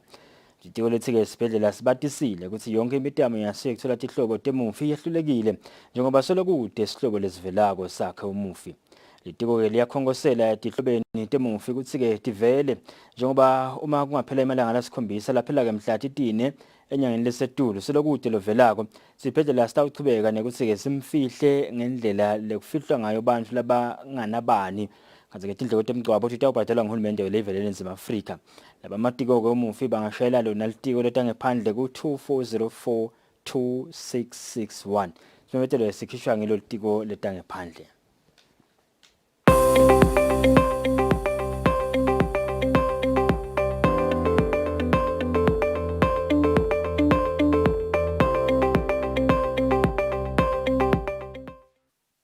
Kaze-ke kulethe tehlolo induna yetemfundo Lady Howard sethule ngalokusemthethweni imiphumela yelibanga la grade 7 na form 3 kaze-ke induna ivetile ukuthi yehle kancane yalabo labaphumelele kulomnyaka 2021 nacathaniswa neminyaka wa-2020.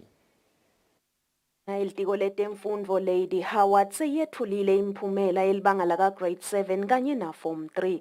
Yemnyaka wa 2021 ikhombisa kwehla kancane nayicathaniswa neyemnyaka wa 2020.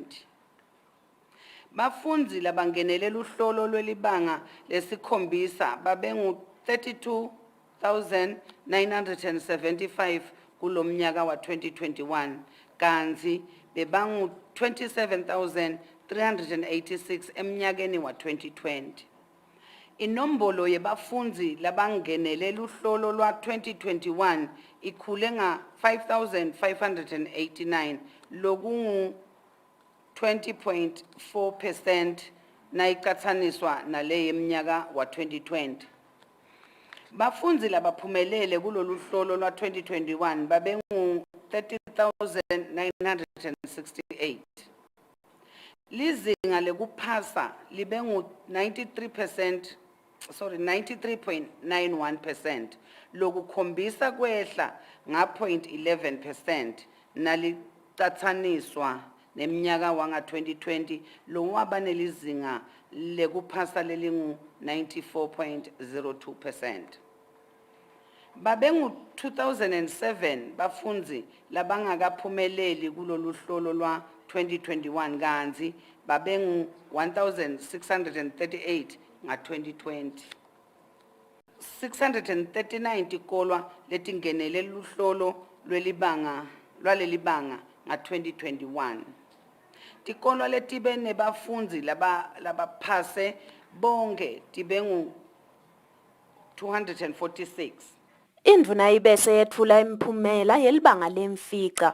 Bafundzi labangenelela luhlolo lwelibanga lwemfica babengu 23,380 kulomnyaka wa 2021 kanzi bebangu 15,585 emnyakeni wa 2020. Inombolo yebafundzi ikhule nga 4,795 lokungu 25.8% nayicathaniswa nalele mnyaka wa 2020. Bafundzi labaphumelele kulo luhlolo lwa 2021 babengu 19,665. Lizinga lekuphasa libengu 84.11%. Lokukhombisa kwehla nga 0.38% nalicathaniswa nemnyaka wanga 2020 lowaba lelizinga lekuphasa lelingu 84.49%. Babengu 3,715 bafundzi labangakaphumeleli kulolu hlolo lwa 2021 kanzi babengu 2,883 nga 2020. Indvuna ibonga kakhulu bothishela kanye nebantfwana ngekubambisana kusafundwa njengoba live belibhekane netimo letahlukene kufaka ekhatsi umkhuhlane i-COVID-19, umsindvo lobekhona yeveni kanye nekuthi bafundzi bebacala kufundza ngebucwephesha. Tindzabeni teSwatini TV kubika Nelisiwendla ngamandla kunambongwa Dube Yembabane. Zasakamanzini ngiso lesihamba embili ngekuba nabantwana labaningi labaphumelele bangenela ka grade 7 naka form 3. Kuphumelela ke ngetigodzi. Manzini uthole 86.41%, kwathi Hoho wathola 85.83%, Lubombo lona luthole 84.08%, kwathi ke Ishiselweni yona yathola 83%. Bafundzi labahlabene babengu 29 bonke bathole lo 97%. Bonke babengu lo number 1. Katsike indvuna ithi tikolwa titavula mhla tisihlanu enyangeni leSetulo. Ucela ke batali nabo thishela ukuthi batilungiselele njengoba umnyaka wa 2021 uphelele nasekuqale wona umnyaka wa 2022 ngakho kwesikhathi sekude bafundzi kubele sibabuyele esikoleni ke ngalesibili kuleli viki lelitaku. Kuvulwa kwetikolwa kweminyaka wa 2022. Sicela kuthatha lelithuba sikhumbute bothishela nhloko batali nabothishela kuthi tikolwa tiyavulwa ngelesibili ting5 enyangeni ya April kulomnyaka lesikuwo wa 2022. Lokhu kulandzela ukuthi umnyaka wa 2021 ugabanqele etikweminyaka wa 2022. Litiko ke liyati ukuthi kuvula kwetikolo njalo nje nakuqala umnyaka kulukhuni kakhulu uyaphitsitela nje kakhulu ikakhulu mawuta ukhuluma nga grade 1 form 1 na form 4.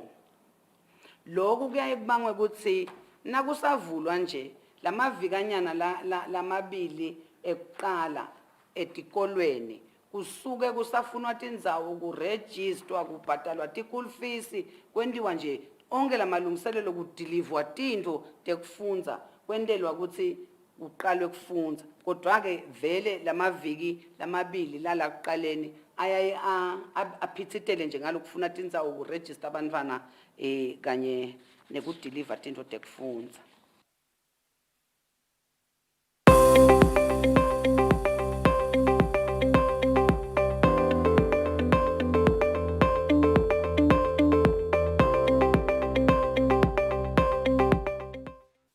Katsika kulokunye indvuna itemfundo Lady Howard sethumise umsebenzi lomuhle wenziwa ngenhlangano yakasebenza ngokuhlomisa eMaswati tindzawo letemakhaya ngemakhono ekutiphilisa.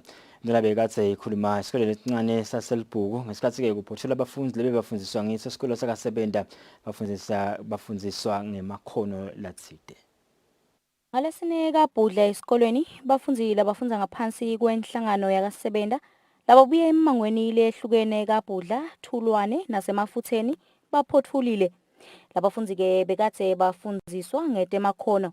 Sihlalo webhodi lenhlangano yakasebenza Miriam Dlamini uthi umgomo wasebenza ukuthi umuntu alati lukhono lwakhe. Minyaka lendlulile sisasebenza singisebenza sibone sebenza aletha lithemba labe lingekho khona. Aletha impilo labe bantu sebaditshele ukuthi ayisekho khona.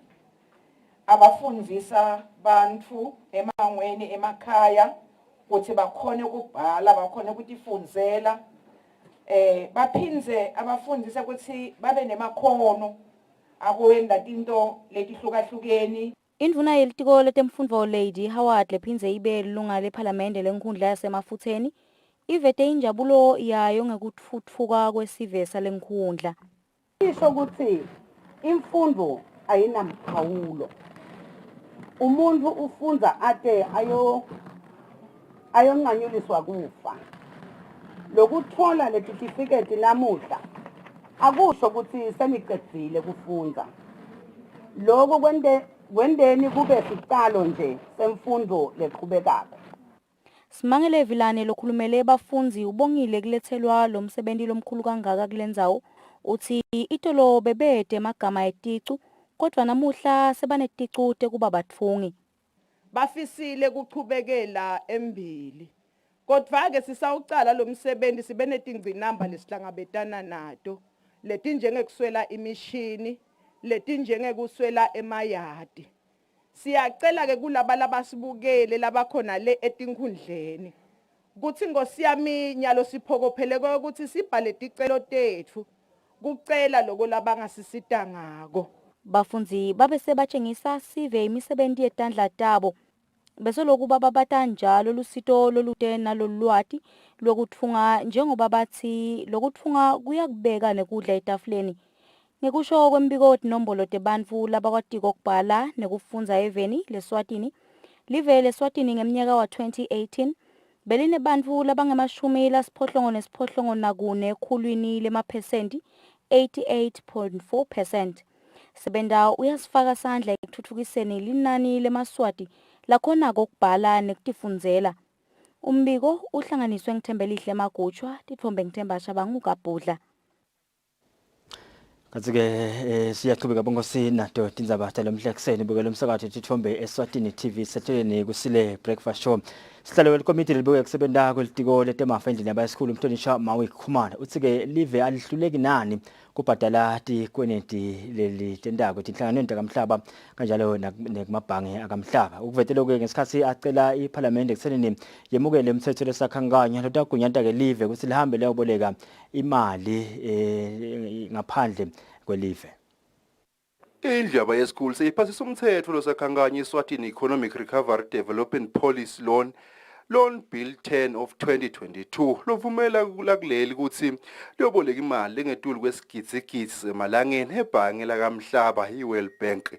Sihlalo wekomiti libuye kusebenza kwelitiko letemafa endlini yabayisikhulu liphindze futhi libe lunga leParliament lenkundla yakalubamba lomdzala Mawi Khumalo. Uchazele emalungu eParliament ukuthi kungani live kumele livunyelwe kuboleka nemali. Sihleli ku 40.45%. Sisakhona kubhadala lesikwelete Mr Speaker. Kulo 2021 lo lesisuka kuyo. Sibhadala isikwelete lebe sinato 6 wato. Satiqedza siphele tonke kulomnyaka wa 2021. 6 international loans were fully repaid. Nato tine history.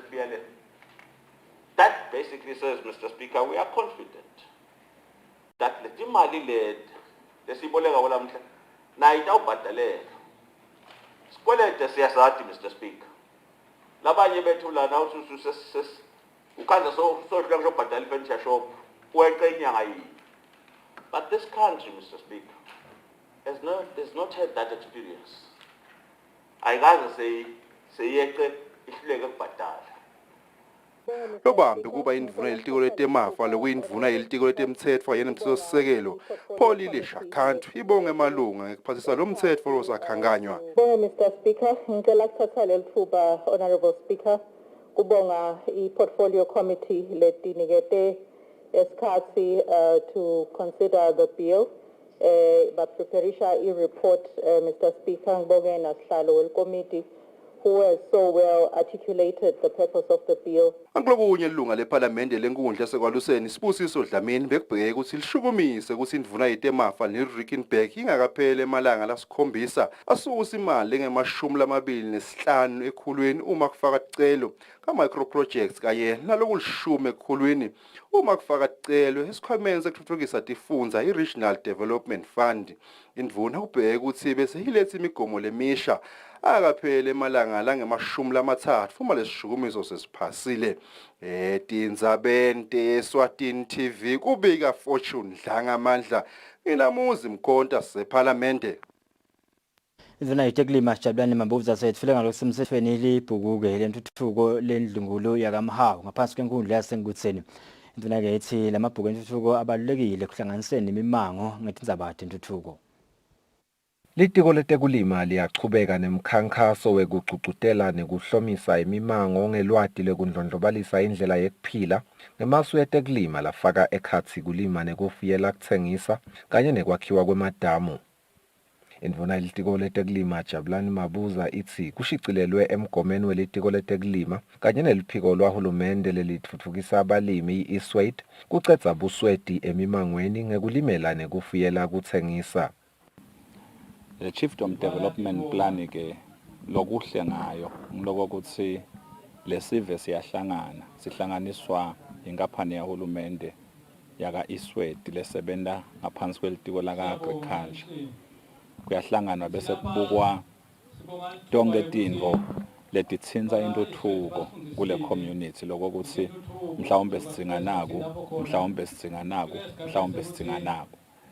hlanganwe kwentiwe leyo mihlangano ke uyawubona umehluko lophathelako ngokuthi abantu bayasitakala ifocus iku-commercialization lokuthi yebo bowutifuyela timbuti itolo bowutifuyela tinkukhu itolo bowutifuyela tinkomo itolo kepha bowutifuya ngendlela lekahle yini sesizikenyalo cha nayo indlela lekahle yokutifuya kuze wakhe imali bese ke sekuba nale package ke kwakha naleminye imisebenzi ke lefake ekhathi nemadamu njengoba ubavile nebakangwane basho ukuthi vele emadamu adingeka kakhulu even so nguloko kakhulu lesitokwenda namuhla sitophakamisa nje libhuku lakamhawu Chiefdom Development Plan. Sikhulu semphakathi Mbane Simelane ubonge litiko letekulima ukuthi umphakathi wakhe ube ingcenye yemiphakathi lelishumi nakubili lekulelu hlelo.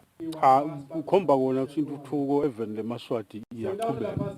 I-development plan phela ngiyo lesinika le guideline nomgogodla ukuhamba ukuthi siphuma sibhekaphi kusuka nje phasi ka sicacabukeke emehlweni kusuka elidwendwe sikhona ukubona ukuthi intuthuko ayikho lemadolobheni kuphela nasemakhaya ngilala isuka khona njengoba kushiwo nje kuthiwa kuya decentralize kufuneka isithole lamakhaya sikhuphuke ke simikise lemikhiqido yethu emadolobheni nakuphi. Indvuna Mabuza ithi litiko letekulima lineluhlelo lolubitwa nge-smallholder market-led project lelisekelwe ngetigidzi letingemakhulu lamabili netinkhulungwane letingemashumi lamane nakunye 241 million emalangeni.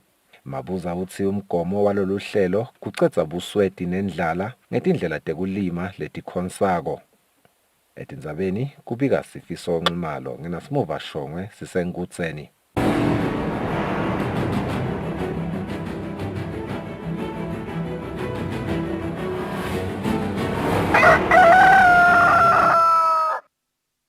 Imidlalo induna yetemidlalo Harris Bulunga sekhuthatheke emabandla labukeke imidlalo lethite even ufake ekhathi lababukeke imidlalo yabomake imidlalo labakhubatekile baceceshi kanye nemidlalo yonke nje Eswatini ekuthenini basebenza ngekukhandla kude yonke imidlalo even ifike esigabeni lesingathi phecelezi i-professional. Induna bekhuluma emhlanganweni nawo nalama commissions ezulwini. Emabandla lamane labukete imidlalo lapha even lokulibandla lelibuke bomake kutemidlalo iWomen's Sports Commission, libandla lelibuke imidlalo ebantfu labakhubatekile iNational Paralympics Commission, libandla lelibuke abaceceshi lapha even National Coaches Commission kanye nelibandla lelibuke imidlalo even iNational Games Commission abamba umhlangano nendvuna yetemidlalo lapho khona bekuthula kusebenta kwayo kusukela asukunyiswa kuleli. Akhuluma nalamabandla indvuna yetemidlalo Harris Bulunga ukhotsata lamabandla ukuthi asebente ngekutikhandla kude ukuthi temidlalo tigcine tikhonile kutimela eveni. I now wish to assure you that our ministry through the Eswatini Sports and Recreational Council will continue to prioritize the smooth operations of the commissions, and as such we will continue to set aside a budget to support your work. Bosihlalo balamabandla lamane bachazile kusebenta kwabo kuthi kuhamba njani nalokuthi babhekane netiphi tingcinamba. After the update at least siyabona ukuthi le ndlela yethu ibheka ngakuphi. Besolo sikhulumisana sodvana kancane sengaphumi kahle kubamfu ngoba bengeke sikhone ukuya ngaphandle kweliplan nakhona. Also getting the blessing of the minister helps us to expand further. Encouraging my associations and working together as best reporter ukuthi bakhona ukuthi basebente bo coach ba develop ma athletes participate kube nale pathway ukuthi sisebenzela kuya kuphi. Nyaka nje kuma Commonwealth Games ne quarter through the calculator there are 12 ama athletes. That says we've been consistently sending ama athletes to the Commonwealth Games. Mangabe kufika la kubomake ukhanza lokho ukuthi kulama resources noma kubeleta imali letikhona ukhanza lokho ukuthi vele asisikelwa ngekufana ikakhulu nje focus ema sports associations vele isaba kubo babi kukhona ke lokwentekile ngokuthi nabomake sebayatfola lapha nalapha kepha nje ukhanza ukuthi vele sithola lokusele ethini because batawutfola good training lephosi fanane ligcine lelive selinayo ngathi iphilosophy noma indlela yokukhocha cishe nasibona umdlali liathlete sitawukhona kulibona sonke nasifika kulowo muntu lo sibona cha ukhethe kahle vele. Lamabandla tawuhambisa umbiko walo kulolu komiti letemidlalo ukuthi ekusebenteni kwabo babhekane natiphi inkinga nalokuthi tawugcina tiphendvulekile yini inkinga tato. Lobike lomsakato Eswatini TV kutemidlalo ngilinda Dlamini kanti umbiko uhlanganiswe nguFabrice Msonera imbabane. Ngaleli temidlalo bonkosi sibambe lapha esibitsa lemhla kuseni sibatshele ukuthi make sibuye ke siqhubeke nalo hlelo.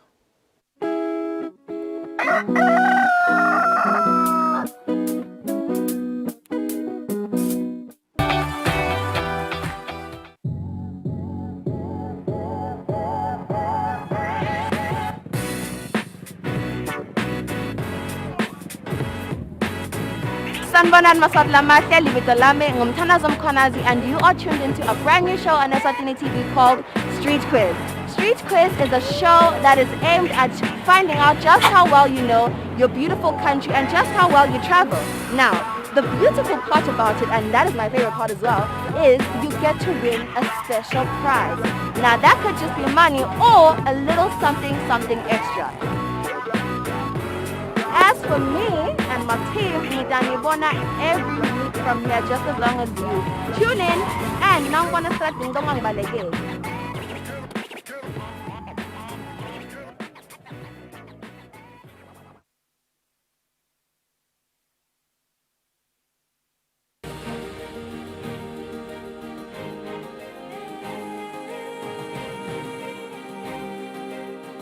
With the change in technology, out-of-home digital media is designed to grab the attention of people who are always on the go.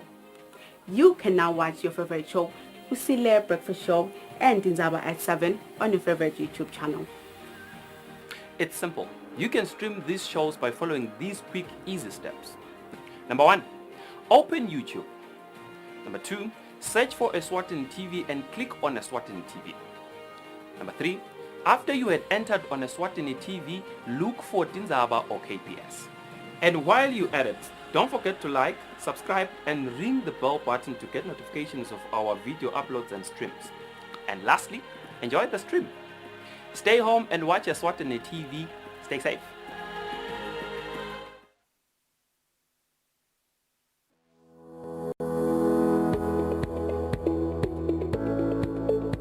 Why should we pay our TV license? The content on our local television is actually more up to date. The industry is enhanced. It is a criminal offense not to pay your TV license and attracts a fine of 500 emalangeni or 6 months imprisonment. And the industry is definitely blooming, ladies and gentlemen. So that's what we have for you, but we'll be right back just after the break and we'll give you more of Miss V.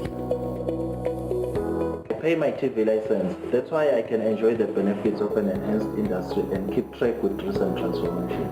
Mommy, who pays for a TV license and what are they paying for? The owners of TV set and a gadget with a tuner like DVD set have to pay. Pay your TV license at NetBank with the details provided on screen. Or use your cell phone via the mobile money pay. You could also visit your nearest post office and pay there. Pay your TV license via Eswatini Mobile Imali. Any TV device retailer can purchase a license to trade. Pay your TV license and enhance the industry. Hello everyone and welcome to the show. You know the vibe, it's the beat down. The time is 8 p.m. It's time for you to relax. Sit back, relax, and enjoy the music videos that I got for you. Moving no direction, like it's a calling. And alive in the middle of nowhere. Shake the ground and burn the air. So yeah, you don't have to hold back for anything or anyone. Just on this.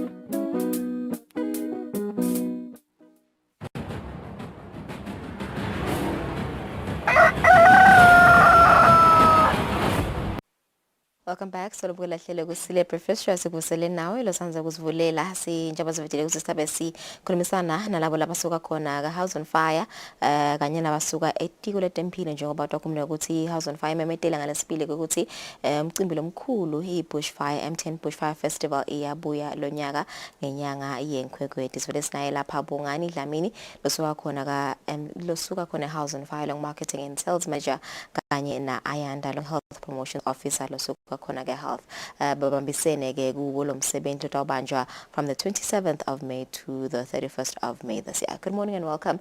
Thank you so much for joining us today. Tinzaba temnanzi letile TV this week ukuthi Bushfire yabuya sakhumula ukuthi last year beyikhona but it was held digitally. So mhlambe nangwa sichazela nje ukuthi ngabe vele mhlambe this year what can we expect kuwo umcimbi we Bushfire kukhona yini Tinzaba ukuthi tutaba nama limited numbers of people that attend the event. Yeah, no, thank you very much. We are also very excited to be announcing Loguti Abuye Bushfire. It's been 2 years since Sabanayo in-person event, and this year, ban batawkhona ukuthi bethe House on Fire batobukela lo msebenzi mathuba. So, njengoba ushito earlier, of course, because of COVID-19 is still an issue, we will be limiting my numbers in mind. There'll be an opportunity for Usbandibete. In terms of something maybe to lead with is that we will be requiring more vaccinations this year just to be able to host Letinombolo lesifuna kuteni kuba nato bushfire this year. So wonke umvlotako ufuneka aletha certificate zakhe sekhombisa ukuthi uvaccinated. So ngeni bavumele laba nema PCR results nifuna nje only vaccinated people. Yes, funa abantu abavaccinated. I think abantu sibaphephe lokunye nathi njengoba sisebenzisana nayo iMinistry of Health siyefuna lokho ukuthi abantu babone siphushe lokuthi abantu bavaccinated because as a festival siva ukuthi the only way is just singabuyela khona to my events the way that they are ukuthi abantu sonke sibe vaccinated, and I think nawubuka mhlaba wonke jikelele behamba leyo le trend leyendekalako. Nawubukela TV ubukela ibhola gcwele ama stadiums, the only reason agcwele ukuthi bantu ba vaccinated, so siyacela emaswati sa vaccinated before ede ku M10 bushfire. All right, and I saw ukuthi ama tickets senveleni wakhokhile ale festival kunalaba ke labawathenga ama tickets 2020 naqala yona iCovid ngabe vele mhlambe niba accommodateile ini ku this year's festival ukuthi batawukhona yini ingena kuhamba kanjani kuleyo process? So labo labane ticket a 2020 il ticket lakho solely valid ungasebenzisa lo ticket lonalo siyendile ke platform lapha khona labo laba kanti sibanawo phakasakhona ukuthi afford izathu fule titsite uyakhona ukuthi sensembili lawo ma ticket lawo and laba bethe ma ticket ethu akhona nawungaya ku website yethu bush-fire.com uyakhona ukuthenga ama ticket akho sa available online. And shortly labo labangakhona kuya online utakhona kwathenga through MTN Momo platform lapho khona ukhona ukuthengela cellphone yakho uthenge nge-mobile money. Oh, okay. All right, njengoba ushide nje bongani ukuthi nibambisene ne-Ministry of Health uvetile bongani ukuthi bafuna only vaccinated people. Ingabe nini as i-Ministry of Health role yenu during the bushfire weekend kutabe kuyini nje yini lento abeniyenda nje as litiko? Siyabonga kakhulu Mfombeni. Uqinisile bongani siyasebenzisana nabo kakhulu. Silitiko letempilo thina sitabe sikhona nje soluqalile lo msebenzi sitawuhambisana nabo ku onke lama road shows sendisiqiniseko sekuthi laba labasijovelako uma ngabe sitawusebenzisana nama partners ethu siyasebenzisana nabo TLC nalabanye nje labaningi sitawena siqiniseko sekuthi bakhona kanti nathi sitawubakhona ngoba labanye abantu abajovi ngoba banemi layeto lo ngasilo liqinisa ngako ke sitawubakhona kulama road shows sendele ukuthi sikhona ukukhulumisana nabo sichazelane ukuthi umjovo utokusita ngani yini ama benefits ekujova konke lokunye lokuvile kuchamukaphi nekuthi kuhamba kanganani siqonzise lawo ma myths and misconceptions la khona kakhulu litiko letempilo lisebenzisana na other partners sine risk communication and community engagement pillar la sihlangana khona onke maviki sikhulumisa tindzaba ukuthi sithini sive ngendzaba yemjovo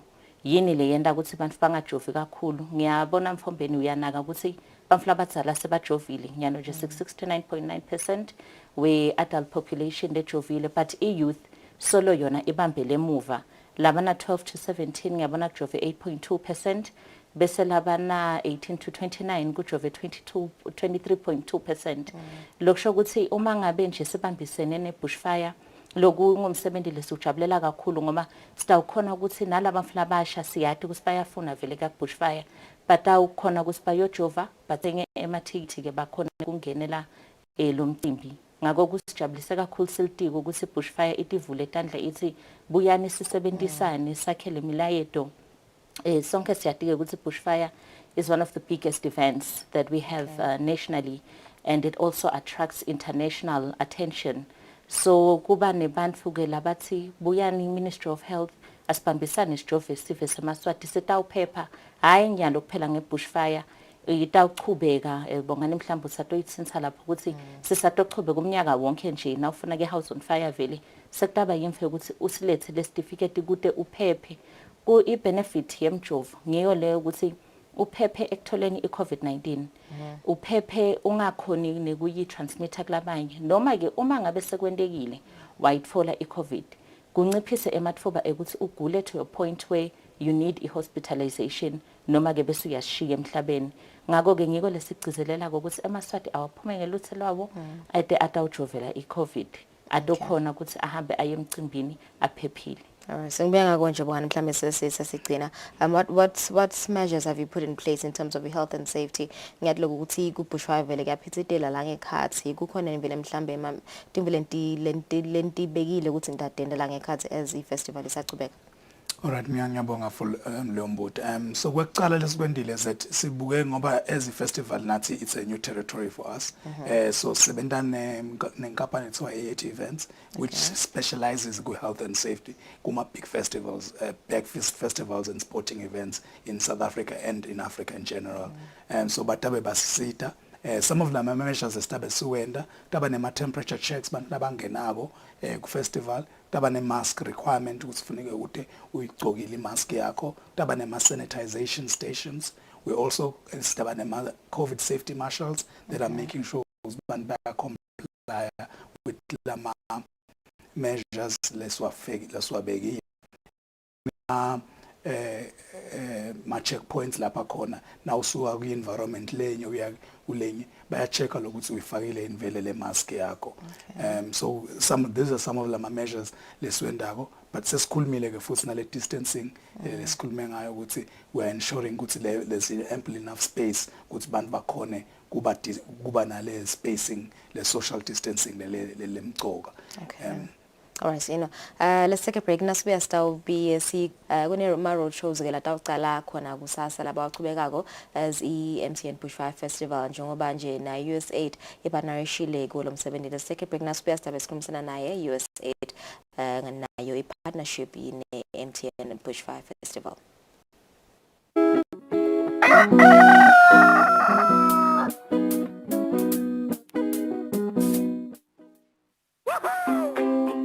Pay your TV license quickly and easily with MTN Momo.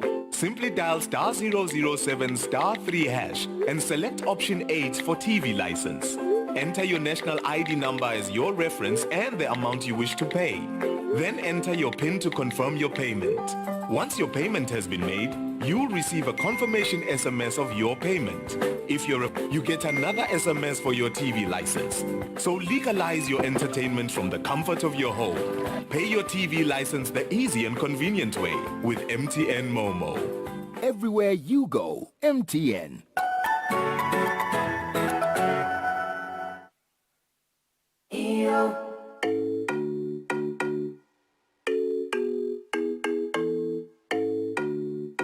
Your favorite music show is back. We're bringing you the hottest music videos and live studio interviews with your favorite celebrities. We're giving you a front row seat to the latest fashion trends as well as your weekend gig guide. Join us live on social media and call in to send in your shout-outs. Catch This Weekend Eswatini every Friday at 5:30 p.m. live on Eswatini TV.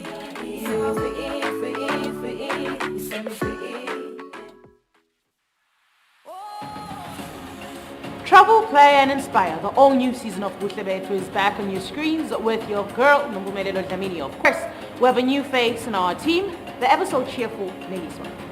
That's right, Bumi. This new face is ready for fun and adventure in the beautiful kingdom of Eswatini. I'm so excited to be part of this show in this season. We are the squad that is ready to travel and explore safely in this new normal, the COVID-19 era. That's right. Don't forget to post your pictures on your social media pages and tag us. Who knows, we might just join you on your next trip. Join us and be part of the Buhle Bethu squad as we travel, play and inspire every Saturday exclusive to Eswatini TV. You can watch the latest episodes of the show on YouTube or download the Eswatini TV app to keep up to date.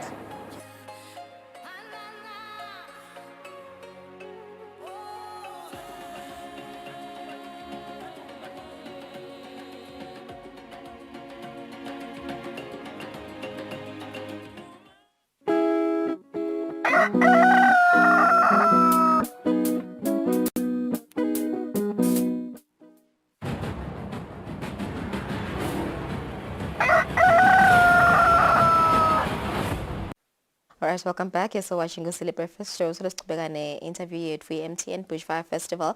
Njengoba kumele ukuthi le festival partnerishe netinhlangano netinkampani letiningi besiqeda ukukhulumisana lapha ne-Ministry of Health kanti ke lenye inhlangano le partnerishe nawo lo msebenzi ngiyo ibaka USAID. Sivele sinaye lapha Zanele Kunene. Sichazela kabanti ngayo partnership yakhe emkhathini kwa USAID kanye ne-MTN Bushfire Festival. Good morning and welcome. Kumenjenga ngingakangeni kuwe ngibuye ngakuwe Bongani uthinzile ayanda indzaba kafishana nje ukuthi initabe nechuba ama road shows kusukela kusasa mhlawumbe nawe sichazela kabanti nje ukuthi ngabe vele mhlawumbe what is the purpose of lama road shows. No, thanks for the question. So the main reason why we're doing the road shows it is to promote the vaccination drive, the national vaccination drive. Look, and of course, as we mentioned before, as a festival, we're requiring bandits who are vaccinated. So we'll be having road shows throughout Eswatini to make it accessible to bantu bakhone kuyo vaccinator, but pins nangabe questions about vaccination and some of them are myths lakhona, they can come to those road shows to get more information about the COVID-19 vaccine. But also just to get more information about bushfire as well. There'll be some performance, entertainment to those road shows. We're having some of our leading DJs in Eswatini performing there. There'll be prizes to be won, merchandise, tickets to bushfire. So it will be a fun event. And the first one we're having in Lambabane tomorrow, the 2nd of April. We're having it in the new mall opposite a bus rank, starting from 10 a.m. till 4 p.m. So people can come there and see what bushfire has got to bring, but also have an opportunity to go to vaccinator. Okay, so what is this discussion nje? Is it for those that figure bushfire noma is it for shorter duration? So every Saturday is an activation until for the next 5 weeks. So the first one in Jomangshitong Lambabane, Lilanselagwe Taba at the Gables on the 9th of April on a Saturday, same time 10 till 4 p.m. And then the following on the 23rd, Itabe Kamanzini between Nando's and Swazi Bank, which is now from 10 to 4 p.m. And then the following one, Itabe Sesmunye, same times. So that's on the 30th of April. So the 10 till 4, and then the last one, that is a big band on the 6th of May. Starting from 10 to 4 as well. So we're trying to reach everyone. I never got the opportunity. Without a doubt. All right. This is the first time you said a partnership na MTN Bushfire Festival. Why this year? And partnership what role will be yours at the festival? Ngiyabonga kakhulu ngivusele eMaswati. So i-partnership yethu na bushfire iyaqala lo nyaka, but ke sike sa partnership before on Luju Festival. Again, the interest is really around number one, supporting the government to drive the vaccination campaign and leveraging a private sector, expertise, arts and culture, everybody really to be involved. Gube all hands on deck approach as we try to up the numbers in terms of vaccine coverage. So USAID get partnership na hulumende through PEPFAR program, but specifically to the vaccine, right now where we are, we're having challenges in reaching the youth, and we are bringing in the relevant people that are working with the youth to support. Support yet for ifaga ekhatsi guti.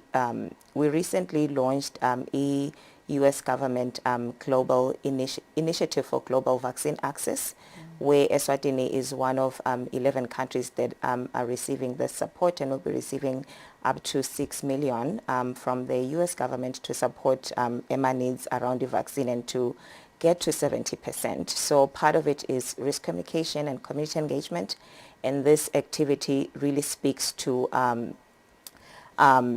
trying to engage the youth and addressing any challenges they may have. We will be partnering through our local implementing partners, the Look Commission, who will be providing the actual vaccine service during the pop-ups, as well as the risk communication team, National TWG group, where EPIC through PSI will be supporting communication and community engagement as we try to mobilize people for the pop-ups. So that's basically the partnership. All right. No, thank you so much, Eswatini. We're looking forward to that weekend, the MTN Bushra Festival. Definitely Stramba Siyojova noma kanjani. All right, thanks so much for coming. Let's take a break. Nasibuya sitawubuka le toto imidlalo nje ekafishane.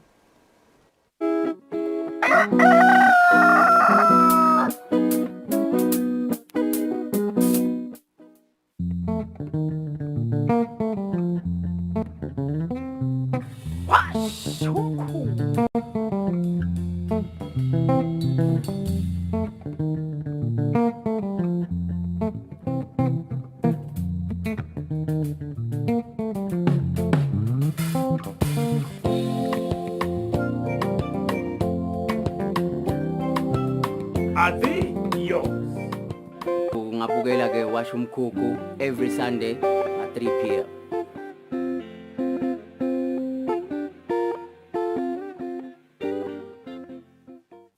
Intuthuko lekhonsile yintuthuko lesuka phansi emimangweni usosive lesinesidingeko sayo ingene emiphakathini uboba betikhulu ikhulunyiswe ibusiswe enkundleni nasesifundzeni ite iyofika kuhulumende lowabatimali tekusukumisa leyo misebenzi yentuthuko nenhlalakahle. Bukela luhlelo sive siyathuthuka ubona imisebenzi lesukunyiswe ngaphansi kweluphiko lwahulumende lekwakha takhiwo letisekelwe ngetimali tahulumende i-micro projects kanye na-Regional Development Fund. Lolu hlelo lutawungena njalo ngalesine nga-8:30 p.m. kusihlwa nangalesihlanu ekuseni nga-9:30 a.m. Sive siyathuthuka. Intuthuko yetinkundla yintuthuko yemaswala.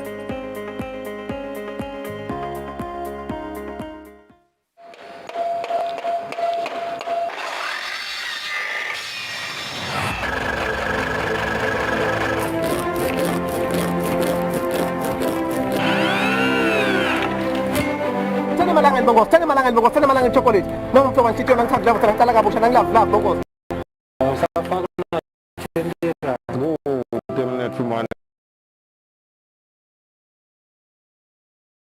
Sengimelele umngane wami bese sihamba sophanda. Shemo ngichashe maye mahle ebonile. Ngafuna ukuthi le project ingawa ngikhona nami ngoba angisiyo umuntu othandza ukuthi into ingafa ngikhona. Isine life lesiyakiyo umuntu ngangemuntu. Kuyafuna at least abe nawo 3 ma skills in life.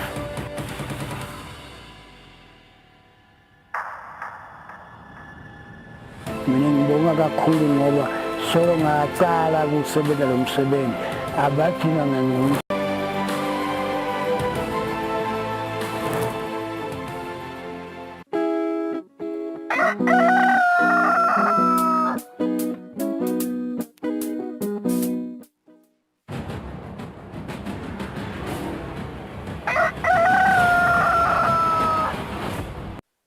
Bokosisele phesa ngehlelo lomhla kusenje oba nge4 minutes to 8 sibuka nje le toto emidlalo namuhla umhlaba umengethe inyawo nakushaya insimbi yesihlanu la eAfrica kanzikelela kutabe kwentiwa khona le draw kutabe ku12 Eastern Standard Time kepha ke khona lindo okuhlela knowledge master. Yes, but it's a big day today. Very big day kule nawukhuluma ngendzaba the World Cup. Siyakhumbula ukuthi la eAfrica kuna 5 ama teams la yosimelela kuyendzabeni emhlaba letabe seQatar. Ukhuluma ngeCameroon, ukhuluma ngeMorocco, ukhuluma ngeSenegal, ukhuluma ngeTunisia, ukhuluma ngeGhana. Those are the 5 countries that asimelela World Cup. Some of them are big names. Mohamed Salah akayi World Cup yalonyaka. Akekho nje World Cup. Go Nigeria ukhuluma abo Iheanacho, ukhuluma abo Alfred Ndidi abayi World Cup. So ngicabanga ukuthi those big names la ngayi World Cup Kubhlungu. Kepha Mbappe uya. Mbappe, your favorite player. Yeah, is my my also a favorite player. Umkhumbuta Thierry Henry. The boy is a star. World Cup yakhe lena yesibili le 2018 wayiwina and utawubuka ku defender yona World Cup, so ngicabanga ukuthi is only 22. Utawufuna kuwina World Cup kabili before the age of 23. Kutabe kuyi history leyo. Ngicabanga ukuthi France France vele my favorite kule. Wonke umuntu nje kuta World Cup abuka avoid yona France. Ngibuka ukuthi sala 2018 bangekho Russia injari. 2022 akekho. The next World Cup 2026 utabana 34 years. Yes. Do you see him kustaba khona lapha? I doubt. In fact, kune statement last cock up after bakhale phasi ku Senegal washo ukuthi kube mnanzi kudlala nani ma teammates ku national team, but angisho ukuthi ngiya retire. Ngiyabona besabuka le ku 2026 nabona kiwa khona America nase Canada ukuthi utabe sa hamba ngetimboko, kodwa ke badlali labanye sibabonile. Cristiano Ronaldo is 37 uyafuna kuya kule yase United States ngoba utabana 41, so ngicabanga ukuthi ngiba lo wathiko asathi lutho ngenteka kube vele utaba khona. For 6 minutes before 8 sesiyaliphesa ke hlelo lemhla Mbappe utaba khona le. Yeah, sesawukatha nje 5 nakushaya nje insimbi yesihlanu namhla sizabe sibukele noma kanjani. All right. Mbappe will be there. 2 minutes before 8 o'clock ngibukele simakhulu ukuthi nibe nathi lo mhla ekseni kungilesihlelo ntsethema nje ukuthi sinishiya ndaba nempela son for lenhle nalebusisekile. We'll see you on Monday. Have a good day.